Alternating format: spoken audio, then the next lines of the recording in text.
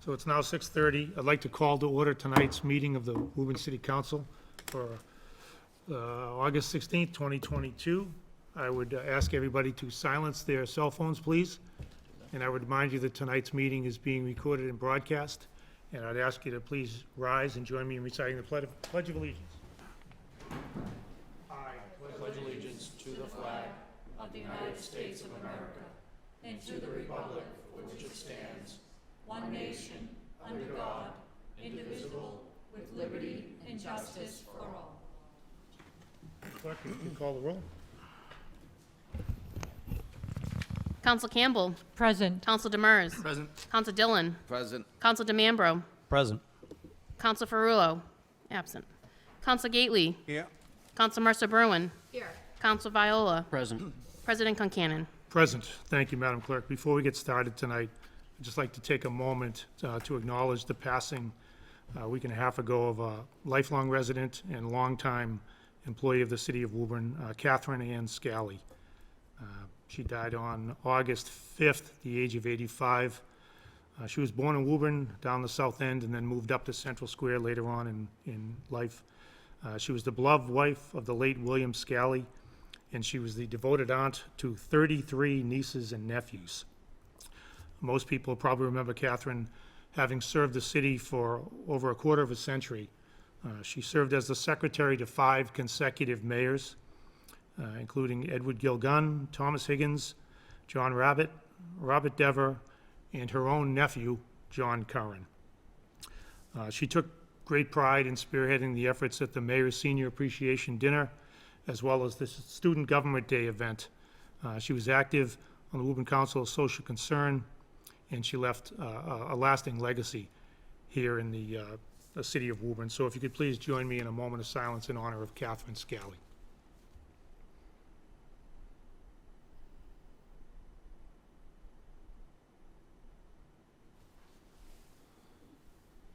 Thank you very much.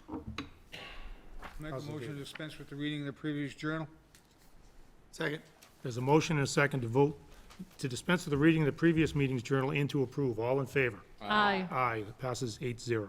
First item on the agenda, we have, These 3 orders collectively and set them up for finance.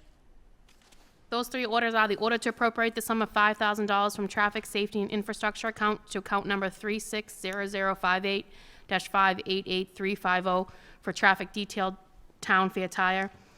Second order to appropriate the sum of $19,550. There was a typo on the original agenda, so it's $19,550 from Traffic Safety Infrastructure account to Washington Street Drainage Improvements account number 360058-588235 for $10,700, and U-Haul Olympia Ave account number 360058-588206 for $8,850.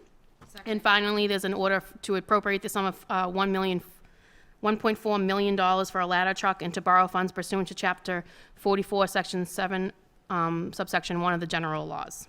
Second and on the motion, On the motion, Council Mercer Bruin. I'd like to ask the city council to send a communication to city engineer Corey to come prepared to talk about what the local bottleneck reduction program is exactly for item number 1.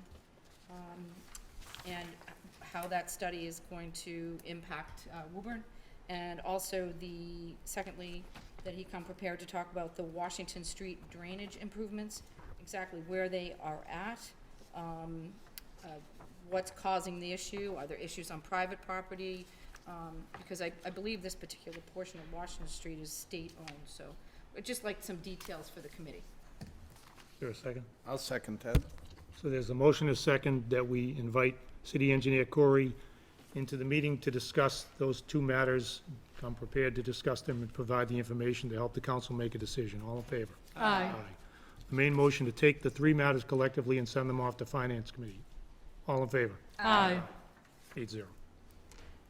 Under the new Next item on the agenda under new petitions, we have the New England Orienteering Club for a special event permit for a map and compass sport event at Horn Pond parking lot at Arlington Road on August 28th, 2022. I'll make the motion to grant the special permit event. Second. There's a motion and a second to approve this special permit. All in favor? Aye. 8-0.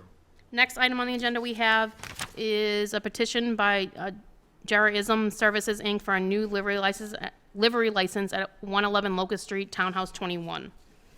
Make a motion to set that up with the public safety. Second. Motion is second that this matter be referred to the Committee on Public Safety and License. All in favor? Aye. 8-0. Next item on the agenda is we received a communication dated August 3rd, 2022, was received from Thomas Gallione, Safety Officer for Ultra Intelligence and Communications, 10 Sonar Drive, Woburn, Mass., relative to the removal, relative to the inflammable license and removal of tank at 10 Sonar Drive. We have not, at this point, we have not received anything from the fire department or any of the city department heads. Is there a motion that the communication be received, made part of the permanent record? Second. Motion second. All in favor? Aye. 8-0. Is there a motion that this matter be sent to Public Safety and License pending communication from the fire Make that department? motion with the Second. letter to go to the fire department, Second. informing them about the hydrogen tanks. Motion and a second. All in favor? Aye. 8-0. Next item on the agenda, we have a petition by Woburn Bowldrome, Inc., 32 Montville Ave, for a renewal of a bowling alley license. Make a motion to set that up for Public Safety? yeah. Is there a Second. second? Second. There's a motion and a second that this matter also be referred to the Committee on Public Safety and License. All in favor? Aye. 8-0. Next item on the agenda, we have a petition by NSTAR Electric Company, DBA Eversource Energy, for grant of right and way to install 52 feet of conduit in East Dexter Avenue. Make a motion to set that up for a public hearing. Second. Motion and second that the matter be referred to a public hearing. All in favor? Aye. 8-0. Next item on the agenda under new petitions is a petition by Comcast for grant of right and way to install a new conduit at 1 Hill Street. Same motion. Second. Motion and second that the matter be referred to a public hearing. All in favor? Aye. 8-0. Next item on the agenda is a petition by John Luther Bonanno Construction, Inc., 239 Salem Street, for a special permit pursuant to Section 5.5 of the 1985 City of Woburn zoning ordinance, as amended to bring an additional fill for a retaining wall at 11 Harvard Extension. Make a motion to set that up for a public hearing. Second. Motion and second that the matter be referred to a public hearing. All in favor? Aye. 8-0. Next item on the agenda is petition by Cardin Muffin, Inc., doing business as Gray's Craze, 4 Mystica Road, Woburn, Mass., for a special permit pursuant to Section 5.1, subsection 29, Section 7.33, Section 12, and Section 15 of the Woburn zoning ordinances to allow for the alteration of the existing non-conforming use and structure for a fast food restaurant, sale of charcuterie boards with existing non-conforming parking spaces within the groundwater protection district at 221 Main Street. Make a motion to set that up for a public hearing. Second. Motion and second that the matter be referred to a public hearing. All in favor? Aye. 8-0. Next matter is another petition, is a petition by Dan and Zoo, DBA Joe Salon, 3 Dunstable Street, Charlestown, Mass., for a special permit pursuant to Section 5.1, subsection 33B of the Woburn zoning ordinances to allow for muscular therapy at 440 Main Street, AKA 442 Main Street. Make a motion to set it up for a public hearing. Second. Motion and second that this matter also be referred to a public hearing. All in favor? Aye.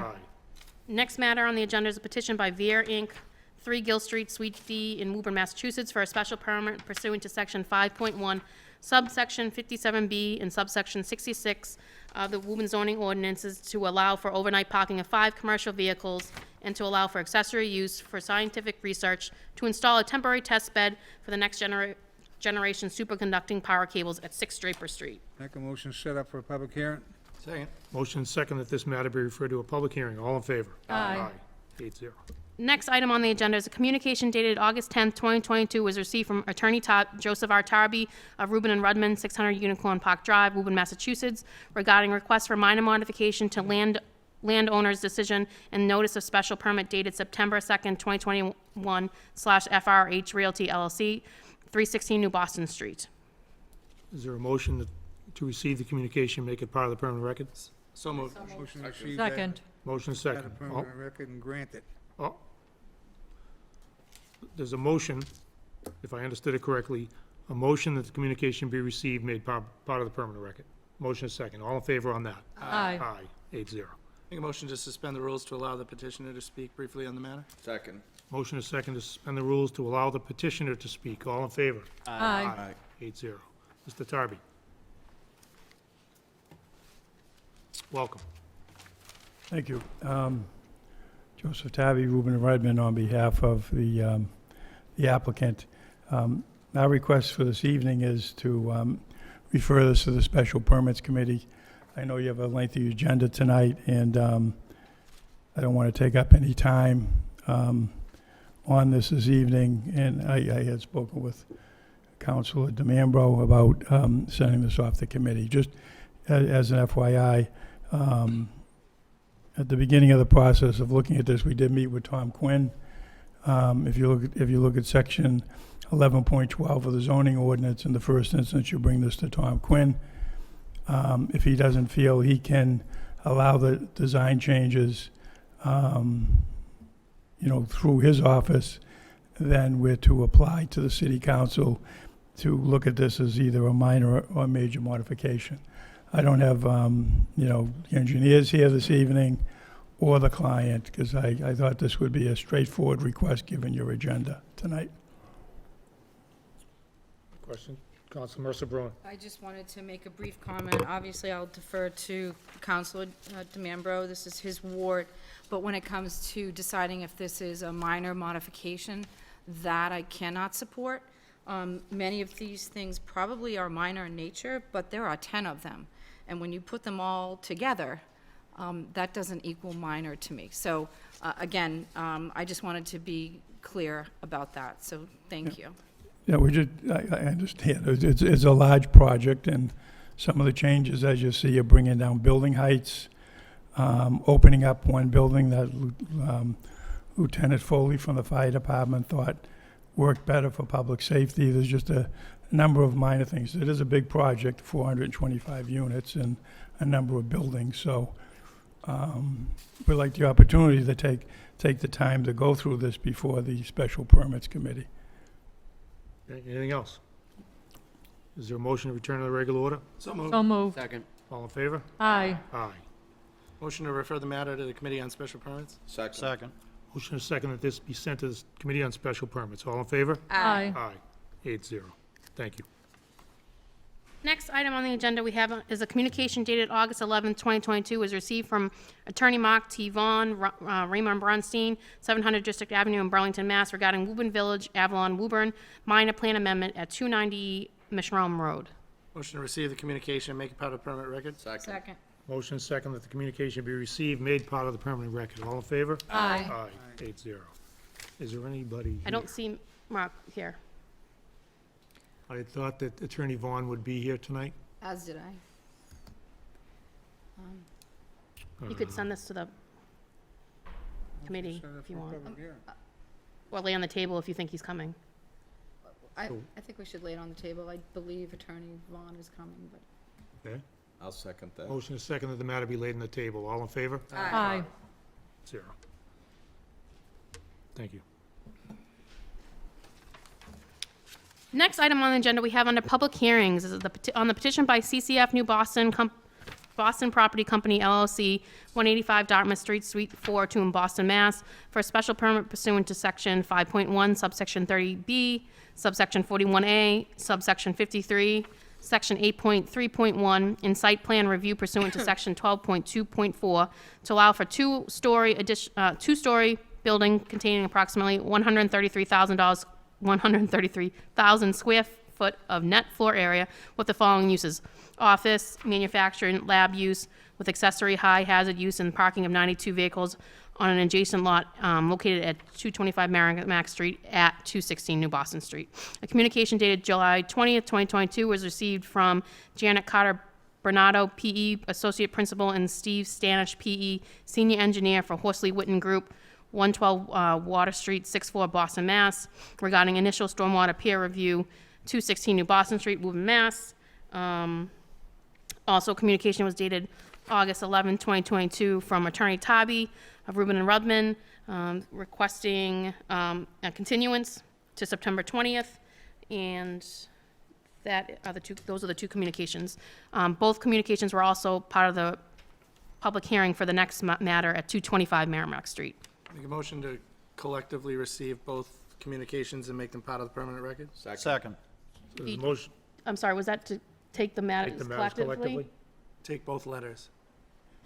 Because there was was there not two? We could do that, but we could also take the two Sorry, matters usually you can collectively. just say all communications. I didn't know if you were saying take collectively, take both. My apologies, I'll rescind my motion and remake a motion that we receive all communications and make them part of the permanent record.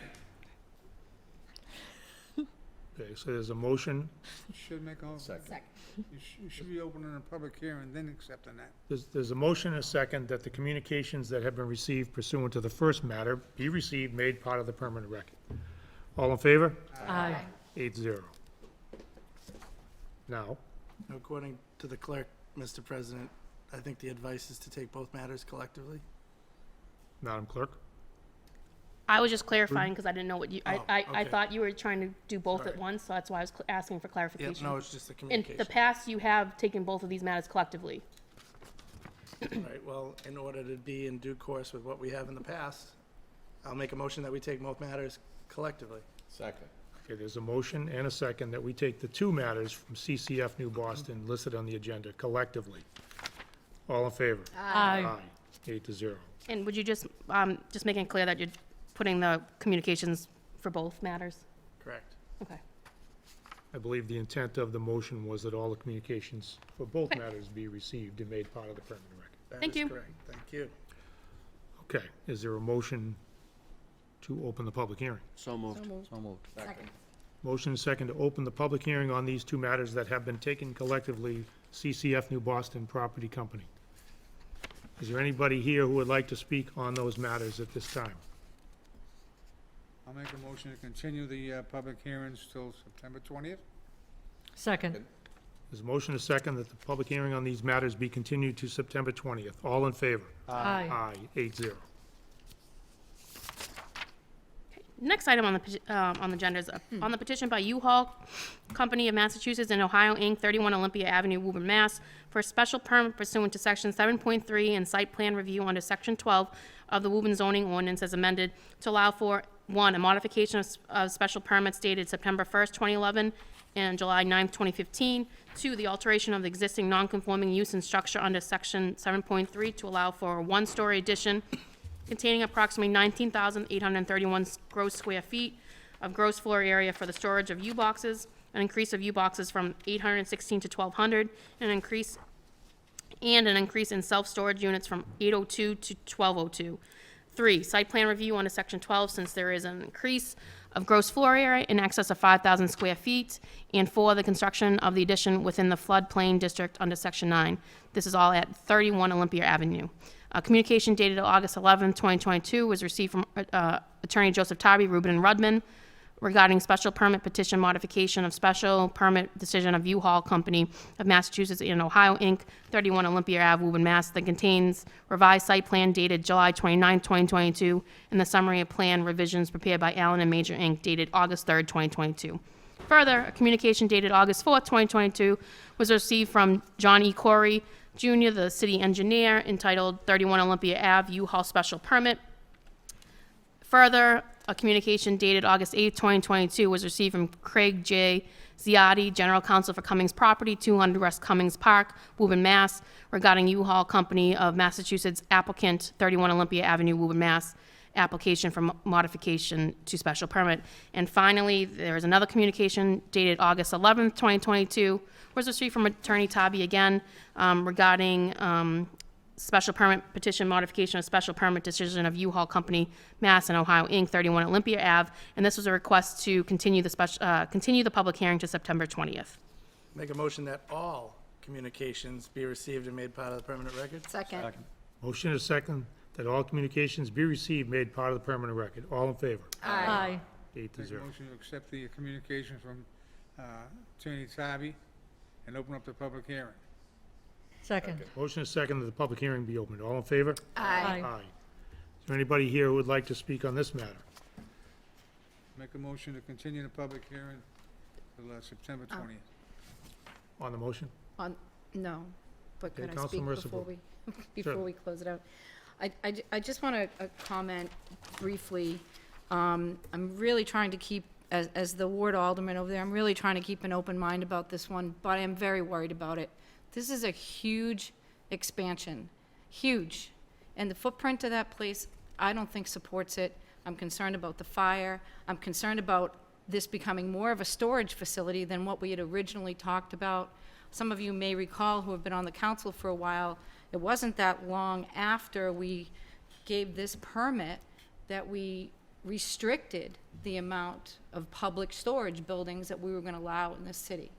And I say this reluctantly because I know that they're a great business, but I am very, very concerned about the size of this expansion. I just wanted to reiterate that again. Thank you. Okay. Council Gately made a motion that the public hearing be continued. Is there a second? Second. Till September 20th. All in favor? Aye. Aye. 0. President Concanon, Yes, ma'am. I see that the attorney for the previous petition is now in the audience. Did you want to return to that matter? Is there a motion to take that from the table, the matter regarding the minor plan amendment at 290 Mishawam Road? So moved. Second. Motion second, all in favor? Aye. Mr. Vaughn? Good evening. If I could, please, just to be clear, I'd like to get a motion again to suspend the rules to allow the petitioner to speak. I'll make that motion. Motion second. All in favor? Aye. All right, thank you. Mr. Vaughn? Good evening, Mr. President and members of the council. Evening. Pleased to be before you tonight for the record, Attorney Mark Vaughn with the law firm of Riemer and Bronstein, representing Edens in connection with the minor plan amendment. Apologies, I actually had 7 o'clock in my head for your start time, so I apologize. That's okay. So with me tonight is Robbie Griffin, who is Director of Construction for Edens and Development, and this is consistent with another minor plan amendment that we had submitted previously to the council, if you recall, members that were on the council at that time. But there were certain outdoor patio areas, canopies, that had previously been approved by the council, which I think you will all see in existence as of today at Panera, Cava, Shake Shack, amongst others. So one area of the plan we had neglected actually to include at that time, which was the Avalon building, which I'm sure you're all familiar with.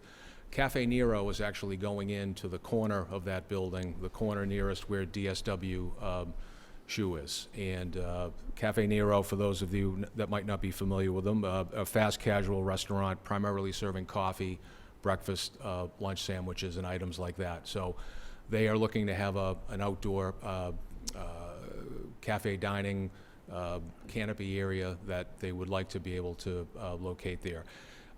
We had shown it's part of what was originally approved by the council as part of the building envelope area, but we neglected to include a canopy reference when we were before the council, I think about 1.5 years ago. So respectfully, we're requesting that the council approve that as a minor plan amendment, which I think clearly falls within the orbit of what a minor plan amendment would be under the 40R zoning that was approved by the council previously, and as the council has acted on the others. We did include for the council's consideration a condition which would be consistent with the condition that the council imposed previously, which, as I think Member Campbell may recall, but just wanting to make sure that the design intent was consistent with, what we had shown on the renderings. But the way the condition that we prepared it, the restaurant patio canopy shall substantially conform with the design intent shown on the renderings entitled, quote, exterior elevations, Cafe Nero, sheets A300 and A400, dated March 18, 2022. The patio canopy may be open air or modified to be fully enclosed, but any wall enclosure shall be constructed with glass panels and shall not have plastic walls at the ground level, which is consistent with the condition that was imposed previously for the other locations. So with that, Mr. President, members, I'm happy to answer any questions. I know Robbie is here if there's a question about the plans in any manner. The other element, too, just for the sake of full disclosure, is and you've probably seen it taking shape, the green lawn area behind Surf, which recently opened up, and where Tavern in the Square is going. There's going to be a fire pit area back there as a convenience amenity for patrons, and we also showed the final location of that on the plans that have been submitted.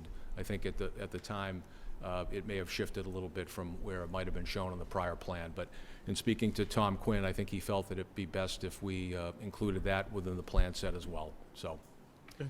thank you. Questions? Councilor Marissa Bruin. You know, I'm not a big fan of minor modifications, especially when they're not minor. In this case, I do believe that to be the case because we approved the canopy at one point anyway. So, and I just wanted to comment, I know some people have had some concerns with the parking down at Woburn Village, but I've also heard many, many great things. I frequent there myself. I was very excited to hear Surf is open. So I just want to commend you guys for building what you said you were going to build. Oftentimes we see it on plans, it doesn't always translate. But this time it did, and I'm very, very happy about that. So thank you. No, appreciate that. You know, parking is always a challenge. I think with construction going on and everything, I think to Eden's credit, they're trying to manage it as best they can, but they're confident that once everything is done, it's all going to work. So appreciate that, though. Okay, I take no exception to this. Councilor Gately, I'd make a motion to open a public hearing. are there any other comments or questions of the petitioner? Is there a motion to return to the regular order? So moved. So moved. Motion second. All in favor? Aye. Make a motion to grant the minor modification. Oh, we have to open the public hearing? No, it's It's not a we're public back in, hearing. Okay, I'm sorry. minor modification, it's sorry. new petition. Yeah. So there's a motion to grant it. With the condition as outlined by Attorney Vaughn. Madam Clerk, do you have that condition? Yes, do you need me to read it again, or? No? No? No, I'm good. Is there a second? Second. Motion and a second. All in favor? Aye. Aye. 8-0. Thank you all very much. Thank you. Have a Thank good you. night. Yeah, enjoy the rest of the summer, so thanks. Not sure if we need to, but I'll take a motion to return back to the regular. I'll make that motion. Motion second. All in favor? Aye. Aye. Thank you. Madam Clerk. 1 second. Yep.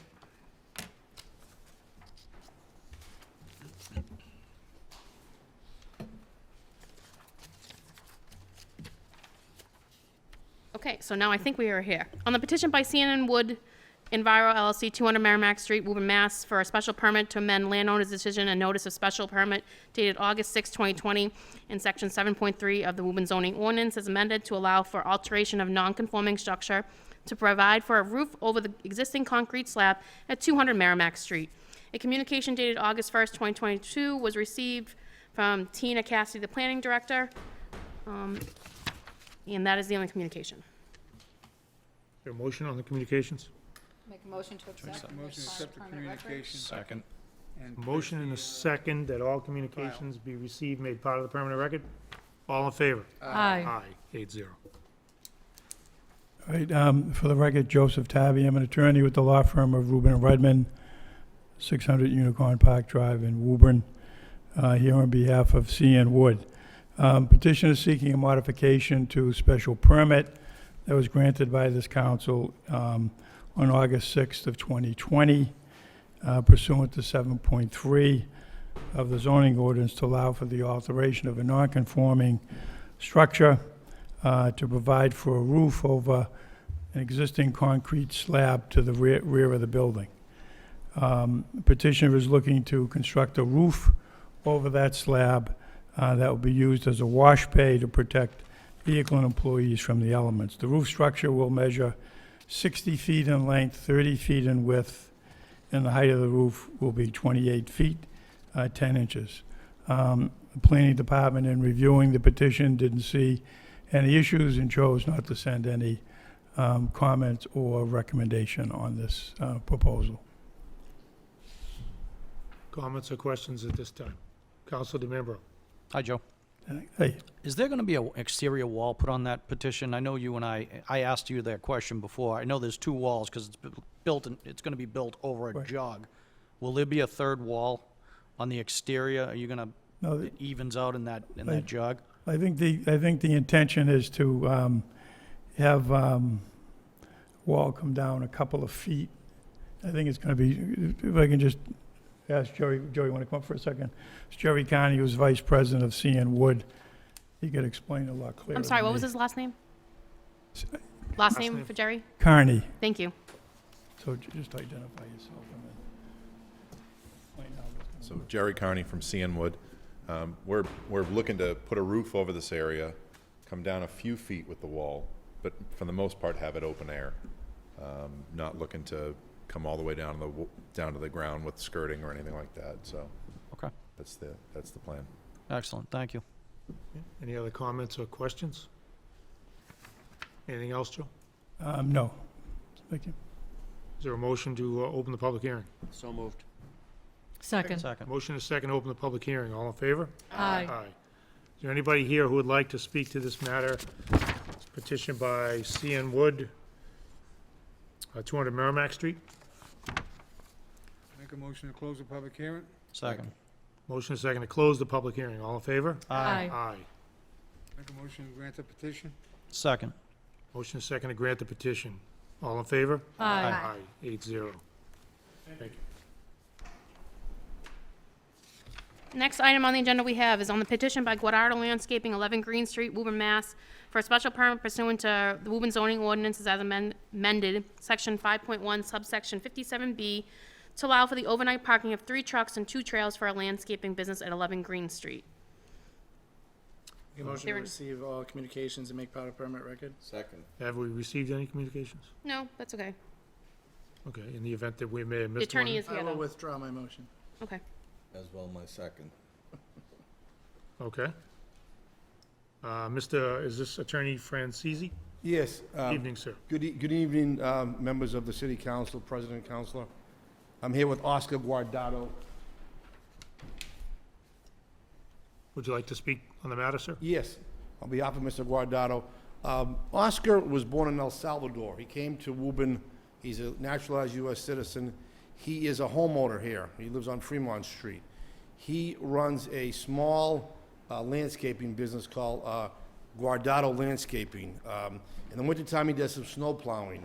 He was, a couple of years ago, on the list in Woburn to do snow plowing on behalf of the city. And he's been over on Green Street for the last 12 years, where he keeps his equipment overnight.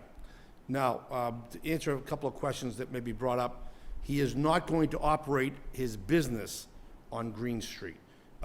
He is sort of peripatetic. He will go to a person's house, talk to them, get an estimate, and then provide the services. So we're only looking for that very specific special permit that will allow him, during the day, he'll be 2 or 3 spaces for employees. No customers come to this facility. And then in the evening, he has one 1-ton truck, 1 3/4 truck, 3-ton truck, a little small Bobcat, okay, and a couple of trailers. They're gonna be in the back on Green Street. Now, one of the questions the planning board brought up was that, what about the refuse? Now, according to my client, he will get the trucks in the trailers in the morning. They will be clean. There is no refuse, there's no gas, oil, nothing is kept overnight in that area. He then goes to Heimlich or another facility in Woburn. He picks up the mulch, whatever he needs to do. Now, at the end of the day, after he services all the people in the Winchester and Woburn area, he goes back to Heimlich, he goes back to this other service plan. They take everything out. He pays and it gets recycled. So what happens is, 7 or 8 o'clock in the morning, the trucks are clean, they leave the facility on Green Street. By the end of the night, they're parked neatly, securely, they're not a hazard to anybody. And again, there's no garbage, there's no mulch hanging around, there's no wood chipper. I asked him about that, there's no wood chipper. So it's a very specific, narrow request that will allow him to, like I said, he's a small family-owned business, to keep these vehicles during the day and then the equipment at night on Green Street. I have some photos here of the Green Street. He put some lines there where the parking is going to be. Motion to make them part of the permanent record and pass them out? Second. Second. Motion is second that these photos be made part of the permanent record. All in Thank you. favor? Aye. Madam Clerk, thank you. Thank you.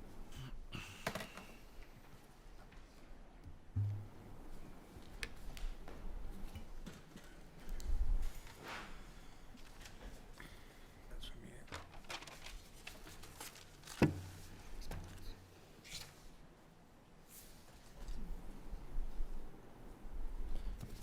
Members of council and President, Also, during the wintertime, okay, he does some snow plowing. And what my, Mr. Oscar Guardado was explaining to me was that the plows will stay on the trucks. So there's not gonna be any loose, snow plows. They'll be neatly secured on the trucks at night time. Again, so there won't be any nuisance regards to the neighbors. And again, he's willing to comply with anything the planning board indicates regarding the time, or having people come in. And again, there's not gonna be any customers, there's not gonna be any consumers going there, there's not gonna be any other traffic other than him and his employees, and he's a very small business. His business is licensed, his business is insured for liability, he has full workers' compensation coverage for any employees. And like I said, he's been a good neighbor and a good worker here in Woburn for his whole career. Okay. Comments or questions from the council? Council Gately. Hi. You're in my ward, Ward 2. Yes. Okay. First of all, let's get this squared away. The reason why you guys are here is because of complaints from the neighbors. Otherwise, you wouldn't be here. And some of the complaints to the neighbors is you have starting times in the morning. Legally, you can't start anything up till 7 o'clock in the morning. All right? And when you work, what time do you guys usually get done at night?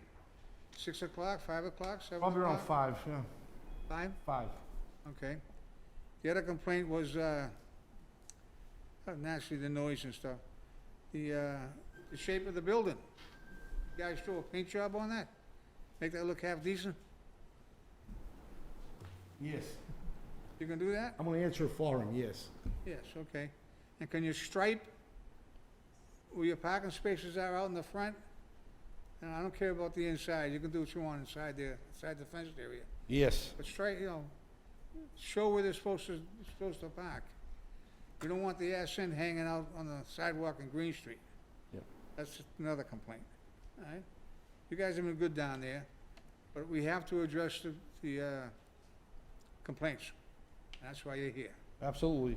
All right, if you agree to these 3 conditions, I got no... My client, for the record, will put the stripes on the spaces, and he will endeavor to clean up the little area there, the shack, and paint it if necessary. And your hours of operation will be It's 7 to 7 at the latest. 7 to 7, okay. I'll agree with that. That's all I got, Mike. Okay. Council Viola. Thank you, Mr. President. During the months the plows aren't being used, where will they be stored? Oscar with the plows. You might have... Oscar, Can he just Council identify himself for the record, please? What's the question was? Your name, sir? Just say your name for the record. Oscar Guardado. Council Viola wants to know, when the snow plows are not being utilized, where would they be stored? It started behind the garage. Okay. Council Campbell. The space looks a little tight. When you do have the plows on in the winter, you said that you're going to leave the plows on, is that correct? Yes. I guess my question is whether there's going to be enough room from where the building is, or whether they're going to be sticking out onto the sidewalk. Has anything been measured? Not this parking in the front of the building, it's behind the building, in the parking space, behind the building. So no there's sidewalk. plenty of space for Oh, yeah, both? absolutely, yes. I only have 3 trucks and 2 trailers. But to have also the plow on the front, Yes, nothing will be sticking out? absolutely none. It's not the parking in the front, it's behind the building. The photos that are being circulated will represent the employees' cars, okay? And they'll be striped, as Councilor Gately has mentioned, and then they will be there. Most of the employees will be leaving at 5, 6 o'clock, and then, like I said, the cleaned, unpacked trucks will be stored in the back. Okay. Okay, thank you. Council Mercer Braun. Thank you. So to Alderman, or Councilor Gately's point about the property, I pulled it up. It is in tough shape. And I appreciate that you say you're going to clean and paint the shack that you referred to. Yeah. But the fence looks like, and this could be an old picture I'm looking at, I don't know, but it looks like One the with the boat, fence, Counselor? it's falling down. So I would also ask that you take some care to repair that as well. I replaced already once that fence right on the front of the street to the neighbor, and the new company on my right side, he keep pushing the snow to my property, my side, and breaking the fence. And I told him not to do that because I already did it once. The next time that happens, you make a call to Inspector Quinn, Commissioner Quinn, Actually, yes, okay? because I over the winter, you know, he rented half of the space, so he should be like go the other side, his own side, and I do my own side. But Okay. I always because I already replaced once the fence and laid it over, so I stay away. But when I am plow, I am not in the shop. When I come back in the shop, I find that like a big pile and gets to the Okay. fence, and that's what happened. Okay, but you'll get it repaired, right? Yep. Okay. And then the trucks that you're talking about parking, there's 3 trucks and 2 trailers. Do they have your company name on them? Yes. Okay, so they're already marked? Yep. Are they currently registered in the city of Woburn? Because Yes. they need to be. Oh, you need, because when I bought the business, I used to work for McDonald Landscaping from Woburn. The business, original business, it was in Winchester, the business, and I bought the business, so I left it on in Winchester. But if that's the case, it's okay, I can do that. So that will be a condition, Okay, that, good. that all 3 trucks and both trailers are registered here in the city of All Woburn. right, excellent, I can do Okay, that. thank you. You're That's all I have, so. Okay. Thank you. Counselor Dillon. So, how many years have you been there now? How many years? Yes, In that shop, I've been 14 years. 14 years. Yes. And the reason you're here now, you're not doing anything differently that you've done previously. You're just because some neighbors have complained. Yes, but no complaint against me, against the other company beside me. Okay. The question I have, with a construction background I have, if I understand what was said here, the trucks are gonna go out empty in the morning and come back empty in the afternoon, in the evening, correct? Yes. Typically, you have jobs that you have extra material left. That's never happened to you here? No, it's no in my case because I do just a landscaping. So clippers, I do clippers, trimming, cutting grass, and clean up like old mulch, thing like that. That's what I, And then- end of the day, throw back in landscaping place or Heimlicher. And they never close before you have to bring them back to the shop? No, because I make sure the guys, one of the guys run, dump it out. Okay, thank you. You're welcome. Counselor DeMambro. Just have one question. When it comes to plow, Mr. Guardado, when it's time at night, 1, 2, 3 o'clock in the morning, will those trucks be home with your workers? Or will they have to come to the shop and fire those trucks up, warm them up, and then take them out of Green Street? That's a good question. Is normal, I take my own truck to plow overnight, and nobody else plow, just me. So I take my own personal truck with a name, with a landscaper to my pickup truck to my home, so I can leave from my home. I don't come into the shop. And what about the other 2 trucks? Do they also have plows on them as well? No, no, don't plow. Just, you have Just one, one, just one me. truck with a plow? Yep, one Okay. plow. All right, thank you. You're welcome. Any other comments or questions at this time? Counselor, anything else? That's it. Thank you very much. Okay, is there a motion? Make a motion to close the, to open the public hearing? Second. Motion second to open the public hearing. All in favor? Aye. 8-0. Is there anybody here tonight who would like to speak on this petition, Guardado Landscaping, 11 Green Street? If you are, can you please come forward and identify yourself for the record? Good evening, Council President and the members of the City Council. My name is, excuse me, George Poole, resident, 12 Green Street. Evening.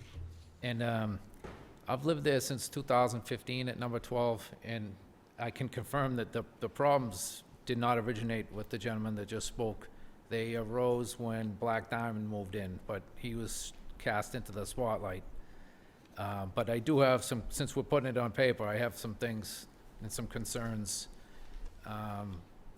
One is the site plan that I have dated, I can leave this too, 5/5/22, from Unitera Consulting. It states that the area between 9 and 11 are covered by bituminous concrete, which is clearly not accurate. If I invite you to go by and take a peek, it's nothing but dust or mud pretty much all the time, created by number 9, the Black Diamond tenant. The storage, he's been there now since my time I've lived there, and I haven't had an issue with their company. Maybe a couple times on Sunday, there's been some noise when something's come up. But 3 trucks and 2 trailers seems reasonable, because I think that's what he's been doing. I just think this should define the trucks in the special permit, what types of trucks or the dimensions, and also dimensions of the trailer. I think if I didn't know there was gonna be a Bobcat till a few minutes ago, the Bobcat running constantly next door at number 9 is a problem. If the Bobcat's gonna be stored there, it should not be used on site unless they need to do some snow removal for themselves or something, but not for handling materials, processing mulch and all that, what goes on next door. I just was also curious if there's gonna be a limitation on the number of private vehicles that are allowed to park in the front, because unfortunately for this applicant, the tenant next door is over the number. They're allowed 4 by their special permit. They're over every day, so there's not that many spaces left out front. So I think that should also be something that's put in the special permit, the number of private vehicles parked, because the sidewalk goes straight across the back where the cars will be parked. Again, most of the problems are from the tenant of number 9, so the meat of this, the 3 trucks and the 2 trailers seems reasonable, provided they stay within the hours. That's all I really had, except just those other things I mentioned. Okay. I can leave this if you want. I think it's probably already in the record, the site plan. I believe it is. Okay. But, Okay. that's all I have. Thank you. Thank you. Mr. Thank you. Poole. Is there anybody else who would like to speak on this petition, Guardado Landscaping, 11 Green Street?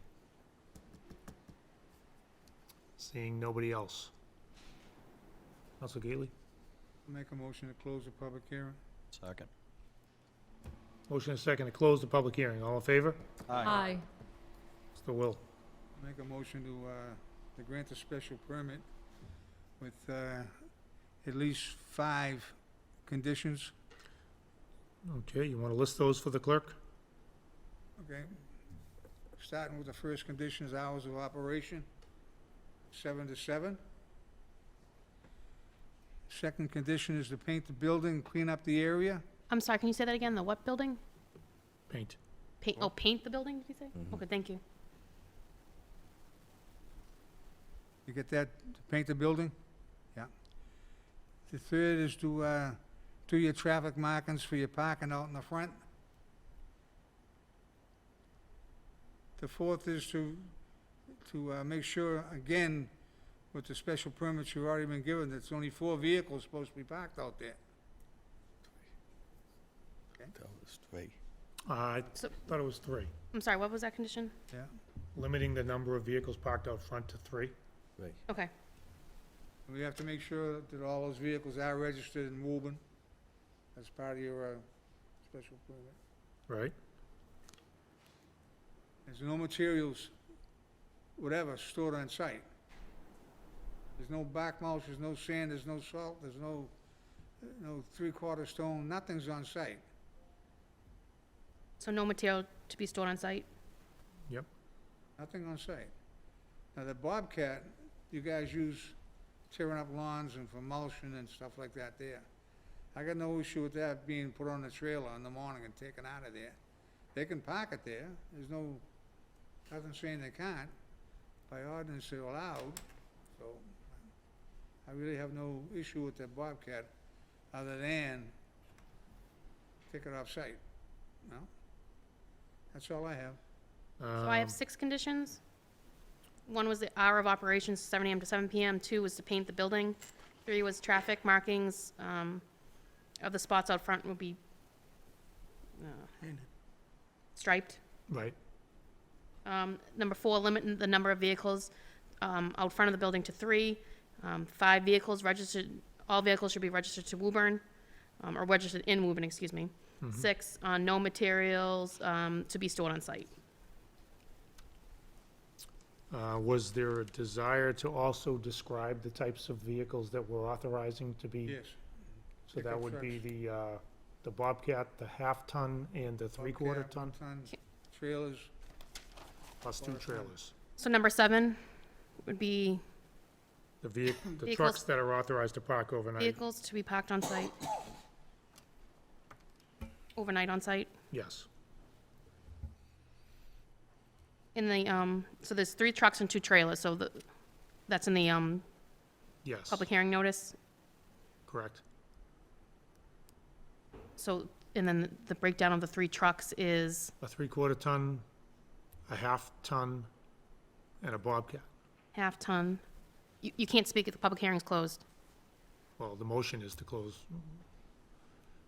I believe Well, it's, you can, yeah.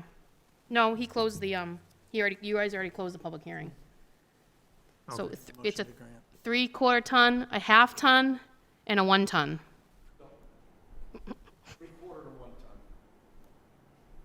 I have three-quarter, 1 ton, and a Bobcat. Bobcat. Plus 2 trailers, which we're describing them as landscape trailers. So I have, again, so the 3 vehicles are what, the 3 trucks? I think it was It's 2 trucks and a Bobcat. A 1 ton, a three-quarter ton, a Bobcat, And a Bobcat, okay, thank 2 you. landscape trailers. Yep, I have that trailers, yep. So that would be the last condition, correct, Council Gately? Correct. Okay, Downey, Council Mercer Bruin? Yeah, I just want to make sure that we get the fence repair in there as well, as a condition. Number 8, petitioner shall repair and maintain fence. Yes. On the easterly side of the property? So when you're looking to the house to the left, that would be Yes, the that's the easterly easterly side. Easterly side. On I east- have my compass. On easterly side, okay. Yeah. Okay. You have the hours of operation, correct? 7 AM to 7 PM, yep. Okay, I think we have all the conditions that we've discussed, I have 8. 8 conditions. So there's a motion and a second that this be approved with the 8 conditions as outlined. I motion to grant the special permit Second. with the conditions set forth by the council. All in favor? Aye. Aye, 8-0. Thank you, sir. All set? Thank you. Next item on the agenda we have is on the petition by McDonald's Real Estate Company, 110 North Carpenter Street, Chicago, Illinois. Request for a special permit pursuant to the 1985 Woburn zoning ordinance as amended. Section 7.3 and Section 9 to allow for modification to site plan of record dated December 2nd, 2011, with the floodway as follows. 1, relocation of trash enclosure. 2, reconfiguration of existing full access drive to an entrance-only drive with reconfiguration was previously approved as part of the Vale/Hill Street widening project. 3, new full access drive previously approved as part of the Vale/Hill Street widening project. 4, the existing exit lane flowing against the drive-through traffic to be removed and the landscape area to be expanded. 5, replacement of existing utility pole transformer and new connection to underground conduits. And 6, connection to public sidewalk at Hill Street, at 333 Montvale Avenue. A communication dated August 1st, 2022 was received from Tina Cassidy, Planning Director. And further, communication dated August 11th, 2022 was received from Attorney Joseph Artavi, Rubin and Rudman, Unicorn Park Drive, Woburn, Mass, regarding special permit petition modification of special permit decision of McDonald's USA LLC, 333 Montvale Avenue, Woburn, Mass. Can I get a motion on the communications? Make a motion to accept and make part of the permanent record, all Second. communications. Second. Motion second that all communications be received, made part of the permanent record. All in favor? Aye. 8-0. Mr. Tarby. Okay, Madam Clerk, could we have the screen? sorry, and the yep. camera?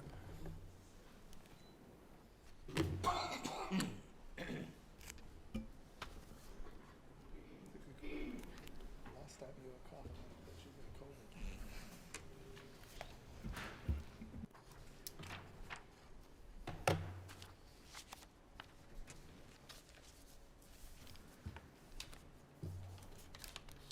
Okay, this is a continuation of the public hearing from your last meeting. The clerk has read the original request, which is still on the table. In addition, we've filed revised plans. After reviewing the planning department comments, the following additional modifications have been included on the revised site plan. Those modifications include, and Eric will go through those in a few minutes, the originally proposed striped island at the northwest end of the interior row of parking is now proposed as a landscape island with one tree to be planted. The striped island to the southeast is still to be proposed as striping as a result of it being close to the trash enclosure to allow for trash vehicle access. A new stop and do not enter sign is proposed within the new landscaped island, and associated pavement markings are to be provided accordingly. There was a note that was added to the plan for pavement markings, which I've discussed with Councilor Bruin. So the existing, the reason we're here for the special permit is that the existing use is non-conforming. When this fast food restaurant was constructed in the 1970s, it was allowed as a matter of right. Fast food restaurant now requires a special permit under 5.129 of the zoning ordinance. So what I'd like to do at this time is have Eric take you through the proposed modifications to the site, including those that were part of the planning board recommendation. So, Eric.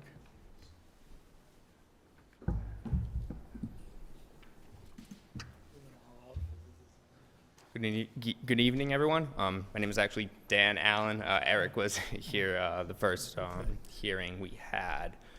Are you from Bowler as well? Yes, from Bowler. Yep.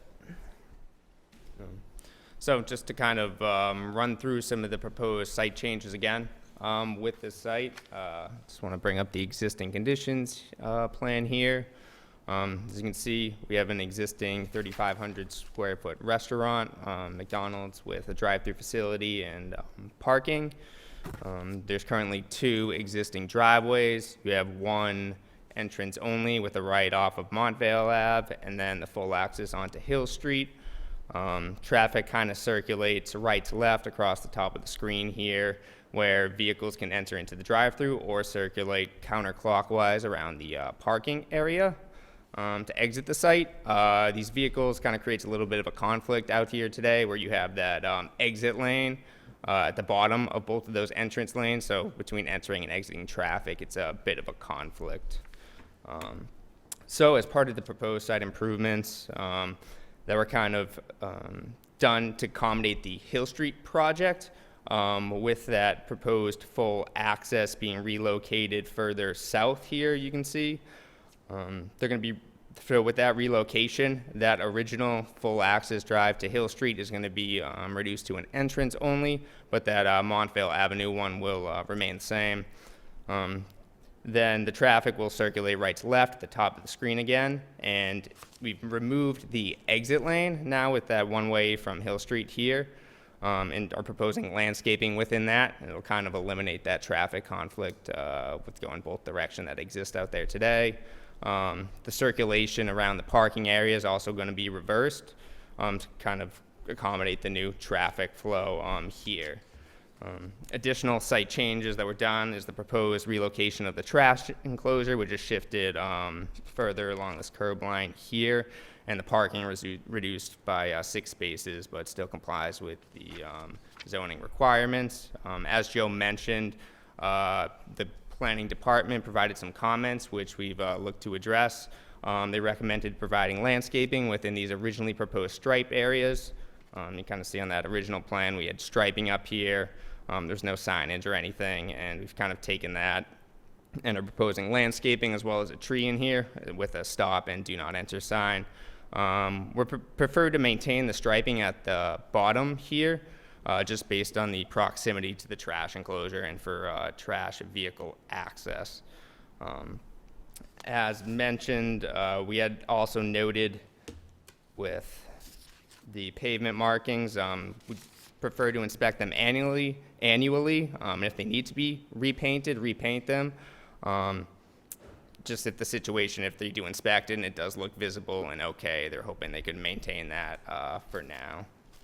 I think that's most of the major kind of changes. And then the one other comment they had was just on the trash enclosure. They just wanted to make sure it's screened. McDonald's kind of prototypical trash enclosures. It tracks screening, so it will be screened. Okay. Comments, questions? Councilor Mercer Bruin. So I had an opportunity to read, obviously, Tina's comments and speak to Attorney Tarby. While I appreciate your comments about the striping, I am absolutely willing to say that the striping for the directional, all the directional striping, showing people where they're going, absolutely must be done every year. In terms of because of everything that's going on over there. And I did also reach out to Commissioner Quinn, who kindly took my call, even though he was on vacation, to discuss this as well. In terms of the striping of the parking lot, he was perfectly fine reviewing that, when he's talking to you about your other licenses. And if 2 years is appropriate, then 2 years is appropriate. If a year everything looks faded for the parking spots, then you'll be required to do it. But for the purposes of this permit tonight, the directional signage you must agree to do it annually, restripe it or repaint it. Can I just get a better understanding of why you don't want to plant those trees? You said it's going to impair We're your planting trash? one of them. They're proposing a maple within the kind of easternmost landscape island here. In the largest of the islands, right? Yeah, so we're proposing one island. We prefer to maintain striping kind of at this lower portion just based on its proximity to the trash enclosure and trash vehicle access. But we are proposing one maple within here. Proposing two, we're proposing a stop and do not enter sign at the end of that, so just to kind of not impact visibility too much, we'd just prefer to propose one in there. I would think that if there were traffic impacts to that, I would have received some input about that. So I'm not so inclined to say that you don't have to do that either, but I certainly can hear from the rest of my fellow counselors as well. And the additional do not enter sign, we're good on that, correct? Okay. Thank you. Any other comments, Councilor? Yeah, Mr. President, if I could, I have some proposed conditions I'd like to submit with Make a motion? with one qualification, that being condition 3, which had the original language on the pavement markings that's going to be modified. So, Make a motion to accept the working conditions? Second. Motion second, all in favor? Aye. 0.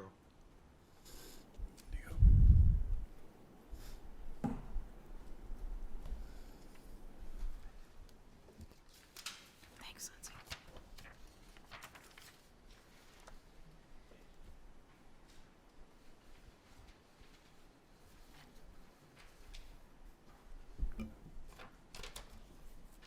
Thanks.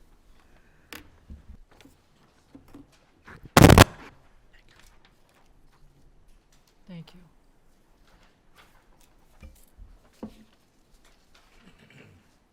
Thank you.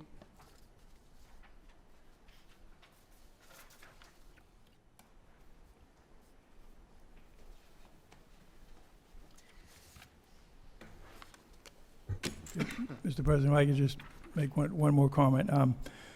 The planning department comments had asked the petitioner to consider planting 1 or 2 trees in that larger island that Dan reviewed with you a few minutes ago, where we're planting 1 tree. That was the island that the planning department focused on, so. Councilor Mercer Bruin, did you have something? Yes, I was just going to, if it's appropriate for, I know we're gonna open the public hearing, but just as a matter of housekeeping, could I go ahead and make an amendment to change that working condition 3? Good. So I'll propose that working condition 3 now read, all directional markings on site will be repainted annually in May or June. And that's in the form of a motion. All directional markings on site will Be repainted repainted. annually in May or June. Okay, there's a motion second to make On that the motion. part of our condition. On the motion, Counsel Viola. Councilor Mercer Bruin, do you think maybe we should also add that the crosswalk be painted annually as well? I'm happy to do that, I'm just not sure that, not it- on that I think that's on, isn't that on Hill? Is that Hill? So I don't know that we can require them to do that. It's the on-site one. So all directional markings on site shall be repainted annually in May or June. Yep, so That's- anything that's on their site that requires, shows traffic patterns would have to be, and in my opinion, if there is a crosswalk on site, that absolutely shows a traffic pattern, correct? Unless we need to call it out, I All don't know. vehicle and It's a pedestrian pedestrian crosswalk. directional markings. Vehicle and pedestrian, Vehicle and pedestrian markings, I'll change it to say that. so that's I'll the, second that. that's the motion is second to All amend vehicle and directional Pedestrian. markings? and pedestrian Yeah. directional markings. I'm sorry, say that again, all, All vehicle and pedestrian directional markings. okay.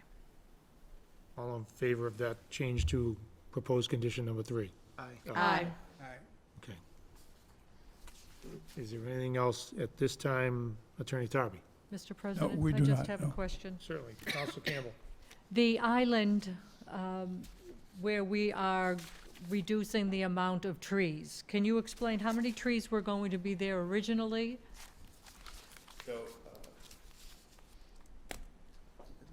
So originally, there was proposed striping within this area, so there were no trees or landscaping going to be proposed, and then the planning department had the recommendation of the landscape island and either 1 or 2 trees. So we now propose that landscape island and 1 tree. Okay. Can you fit the other tree?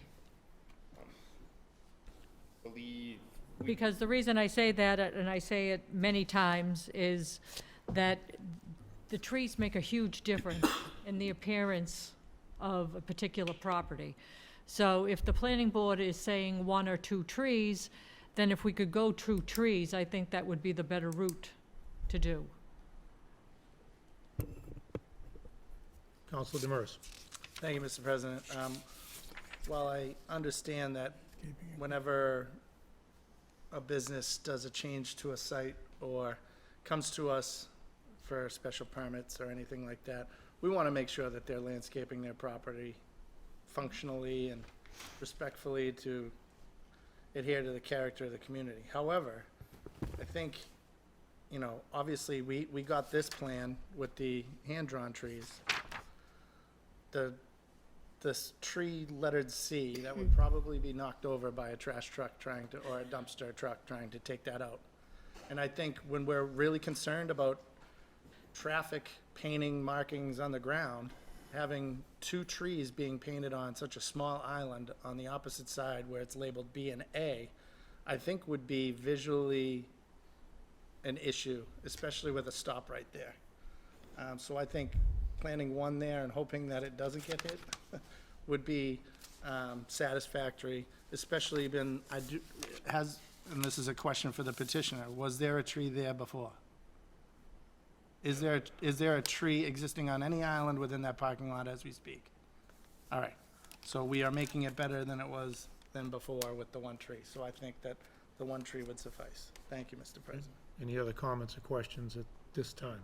Counsel Mercer Brewer? Yeah, I would agree, and if I had, my apologies, because if I had read Tina's condition more closely, I would have seen 1 or 2. I'm perfectly fine with 1. It'll be a nice addition, and hopefully it won't cause a problem. I think that if that were going to be the case, I certainly would have heard from Engineer Corey or any of the other number of people that have been involved in this, so. Thank you. Counselor DeMambro. And just one other thing, because I have maple trees on my property, I'm sure you're gonna gauge the proper maple tree for that so that it doesn't overgrow its space, because they can get rather large. Thank you. Counselor Campbell. I'm okay with the one tree. Absolutely, we don't want it hit by the garbage truck. So as long as we're adding one tree, I'm happy with that. Any other comments or questions before we open the public hearing? Anything else, Counselor? Oh, we're good. We have a motion Second. and a second to open the publip hearing. All in favor? Aye. Is there anybody here who would like to speak on this petition, McDonald's at Montvale and Hill? Anybody here? Make a motion to close the public hearing? Second? Motion and second to close the public hearing. All in favor? Aye. Aye. Make a motion to grant the petition with the conditions set forth by the city council. Madam Clerk, Second, and on the motion, on the motion, Counsel Mercer Brewer. I believe I have 5. The first would be all of the information about the current site plans of record. The second would be all dumpsters shall be enclosed by means of a fence, wall, or Mm-hmm. landscaping in compliance with Woburn zoning. The third would be all directional and pedestrian, Vehicle and pedestrian directional. thank you, all vehicle and pedestrian markings will be repainted annually in May or June. The fourth, that all conditions of any prior special permit shall remain in effect unless modified herein.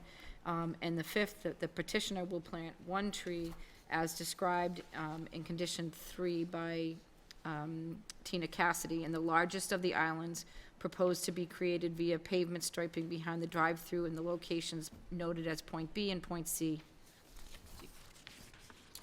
Okay, there's a motion, a second. Counselor Madam Clerk? Mercer Bruin, I didn't have that written down. Will you be able to provide that to me afterwards? Absolutely. Okay, thank you. Okay, there's a motion, a second to grant the special permit with the conditions as outlined by Counsel Mercer Bruin. All in favor? Aye. 8-0. Thank Thank you. you.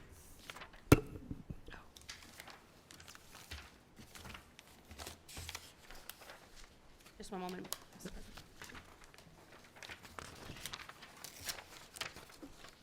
Okay, next item on the agenda we have is on the petition by President Kuncan per request of the mayor to amend the 1985 Woburn zoning ordinance as amended by adding a new section, Section 32 entitled Adult Use Marijuana, Use of Marijuana.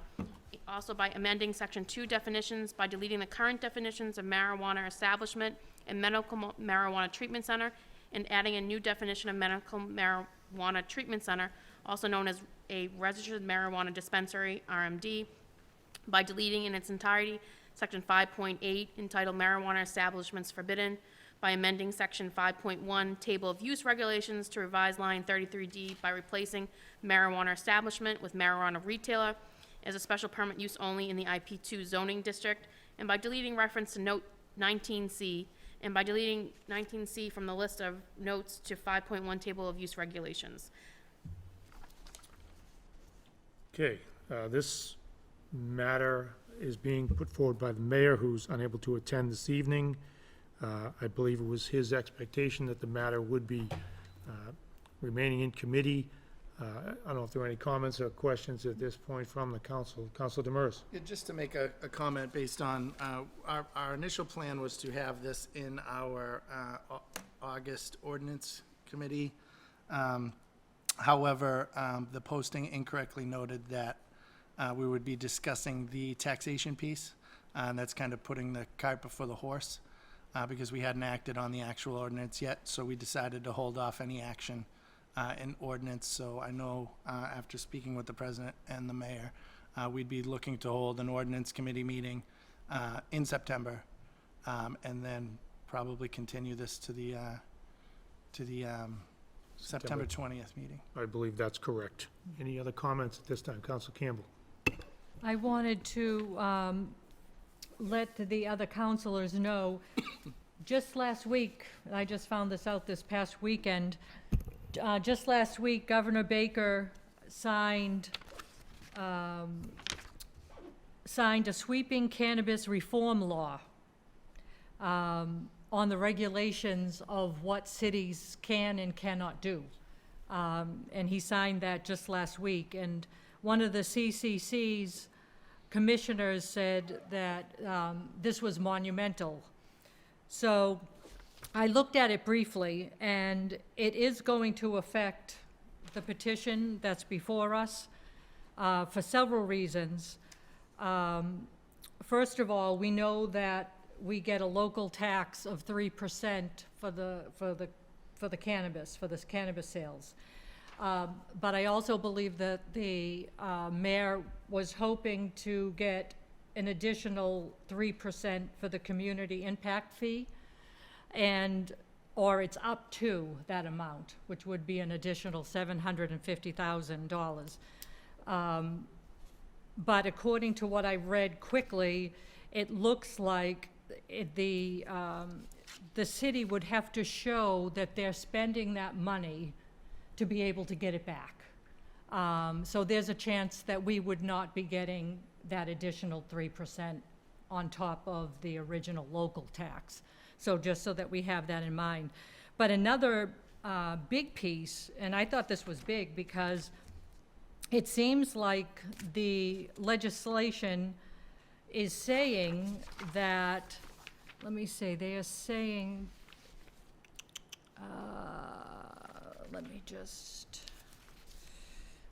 read it so that is that the amendments to the statute include a strong intention to encourage full participation in the licensing process by communities that have previously been disproportionately harmed by marijuana prohibition and enforcement, and to positively impact those communities. So by reading that, I'm not sure if they're going to decide on a type of bidding system Mr. President. or not. Hang on. Or, how that's going to work. They haven't finished everything yet. It's still, he passed it, but they're still finalizing everything. So that's a question as well that we have to pay attention to. And we're not, obviously, we don't know what else is coming. So I feel like we still have to slow this down a little to make sure that we're not fined because we're doing something we're not supposed to be doing, by just allowing that petitioner to come forward and we're saying yes to it, thinking that we have the ability to when we really don't. As you know, I am not for the petition. I am not for this to pass. I don't want recreational marijuana to be sold in Woburn. We start out with one store, and in my view, it will continue. Even though it's right now supposedly only 2, it will somehow down the road get more, and they'll be on the corner, at least corner stores. At least that's how I feel. So later on in the meeting, I did put in an order to put this question on the ballot in the next municipal vote, which would be November of 2023. Because we had talked, and there were several counselors that said, I wish we could have the voters vote for it. So I put the order forward so that let's have the voters vote, up or down. Let them do it, especially if the regulations are changing and we might not have the finish regulations till December or January or whenever they might finish. Why not allow them to vote on whether they want recreational marijuana in the city or not? They voted it down, and I think we need to respect that. And I just would hope that, I know that we're continuing this, but I would just hope that we would not rush this through, that we really could discuss this and see what our next move could be. Thank you. Yeah, Councilor thank you. Morris. I'm all set. Thank you, All Mr. set. President. Councilor Gailey. I actually agree with Joanne. I am not in favor of this in any way, shape, or form. I've seen what this can do. I've been part of it. I just buried my son, that was heavily involved in this marijuana situation. I know where he started when he was a young kid, you know, in his pre-teens and his teens. They relied on it all the time, him and his friends. I think this ever goes through in this city of Woburn, what you're doing is putting this in the hands of children. It's bad enough we're gonna try to keep them away from the alcohol. If you put this out there, they're gonna find it, they're gonna get it, they're gonna use it. You know, I'm not for it. So, thank you. Okay, Councilor Mercer Bruin. Yeah, I just wanted to comment quickly. People have very strong feelings about this on all sides, and I think the most important thing that we can do as a city council is listen to all sides, because everyone has a story to tell, regardless of what side of this they're on. So I appreciate that we're not going to do anything with this. We're going to wait. We're going to have more hearings, especially it's important to have these hearings when it's not summer and more people are around, so we can have those conversations. In terms of Councilor Campbell's request to put it on the ballot, that makes complete sense. Let's let the voters vote for it, but what I'm a little confused about is when the conversation was happening about letting the voters choose about whether or not to have retail marijuana, we didn't give them that choice. The council made that decision, if you all recall. So I'm not sure why we should shun our responsibility again and hear from everyone. But I'm open to hearing about it if that's what we decide to do and put it on the ballot. But I just want to remind everyone that's not what happened a few years ago. A few years ago, this council said, no, we're not going to put it on the ballot. We're going to vote, and we're not doing it. So I know I continue to talk to my constituency, and I have heard some very strong arguments on both sides, very passionate arguments. So I think we need to continue that, and I thank you, President Concanon, and Councilor Campbell, and Councilor Gately, and Councilor Demers, and all my councilors, because this is an important conversation for us to have. Thank you. Thank you. Any other comments at this time? Councilor Viola. Thank you, Mr. President. Echoing on what Councilor Mercer Bruin said, I've heard tremendously from people on both sides of the aisle, whether they're for it or against it. I don't take the vote on this lightly. Working in law enforcement, I do have a background in dealing with this.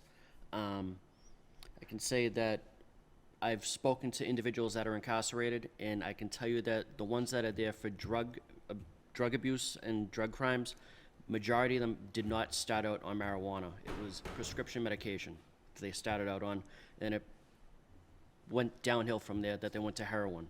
But just during these past 2 years, during COVID, or 3 years I should say by now, there's been an increased amount of overdoses from opioids in this country and in this state.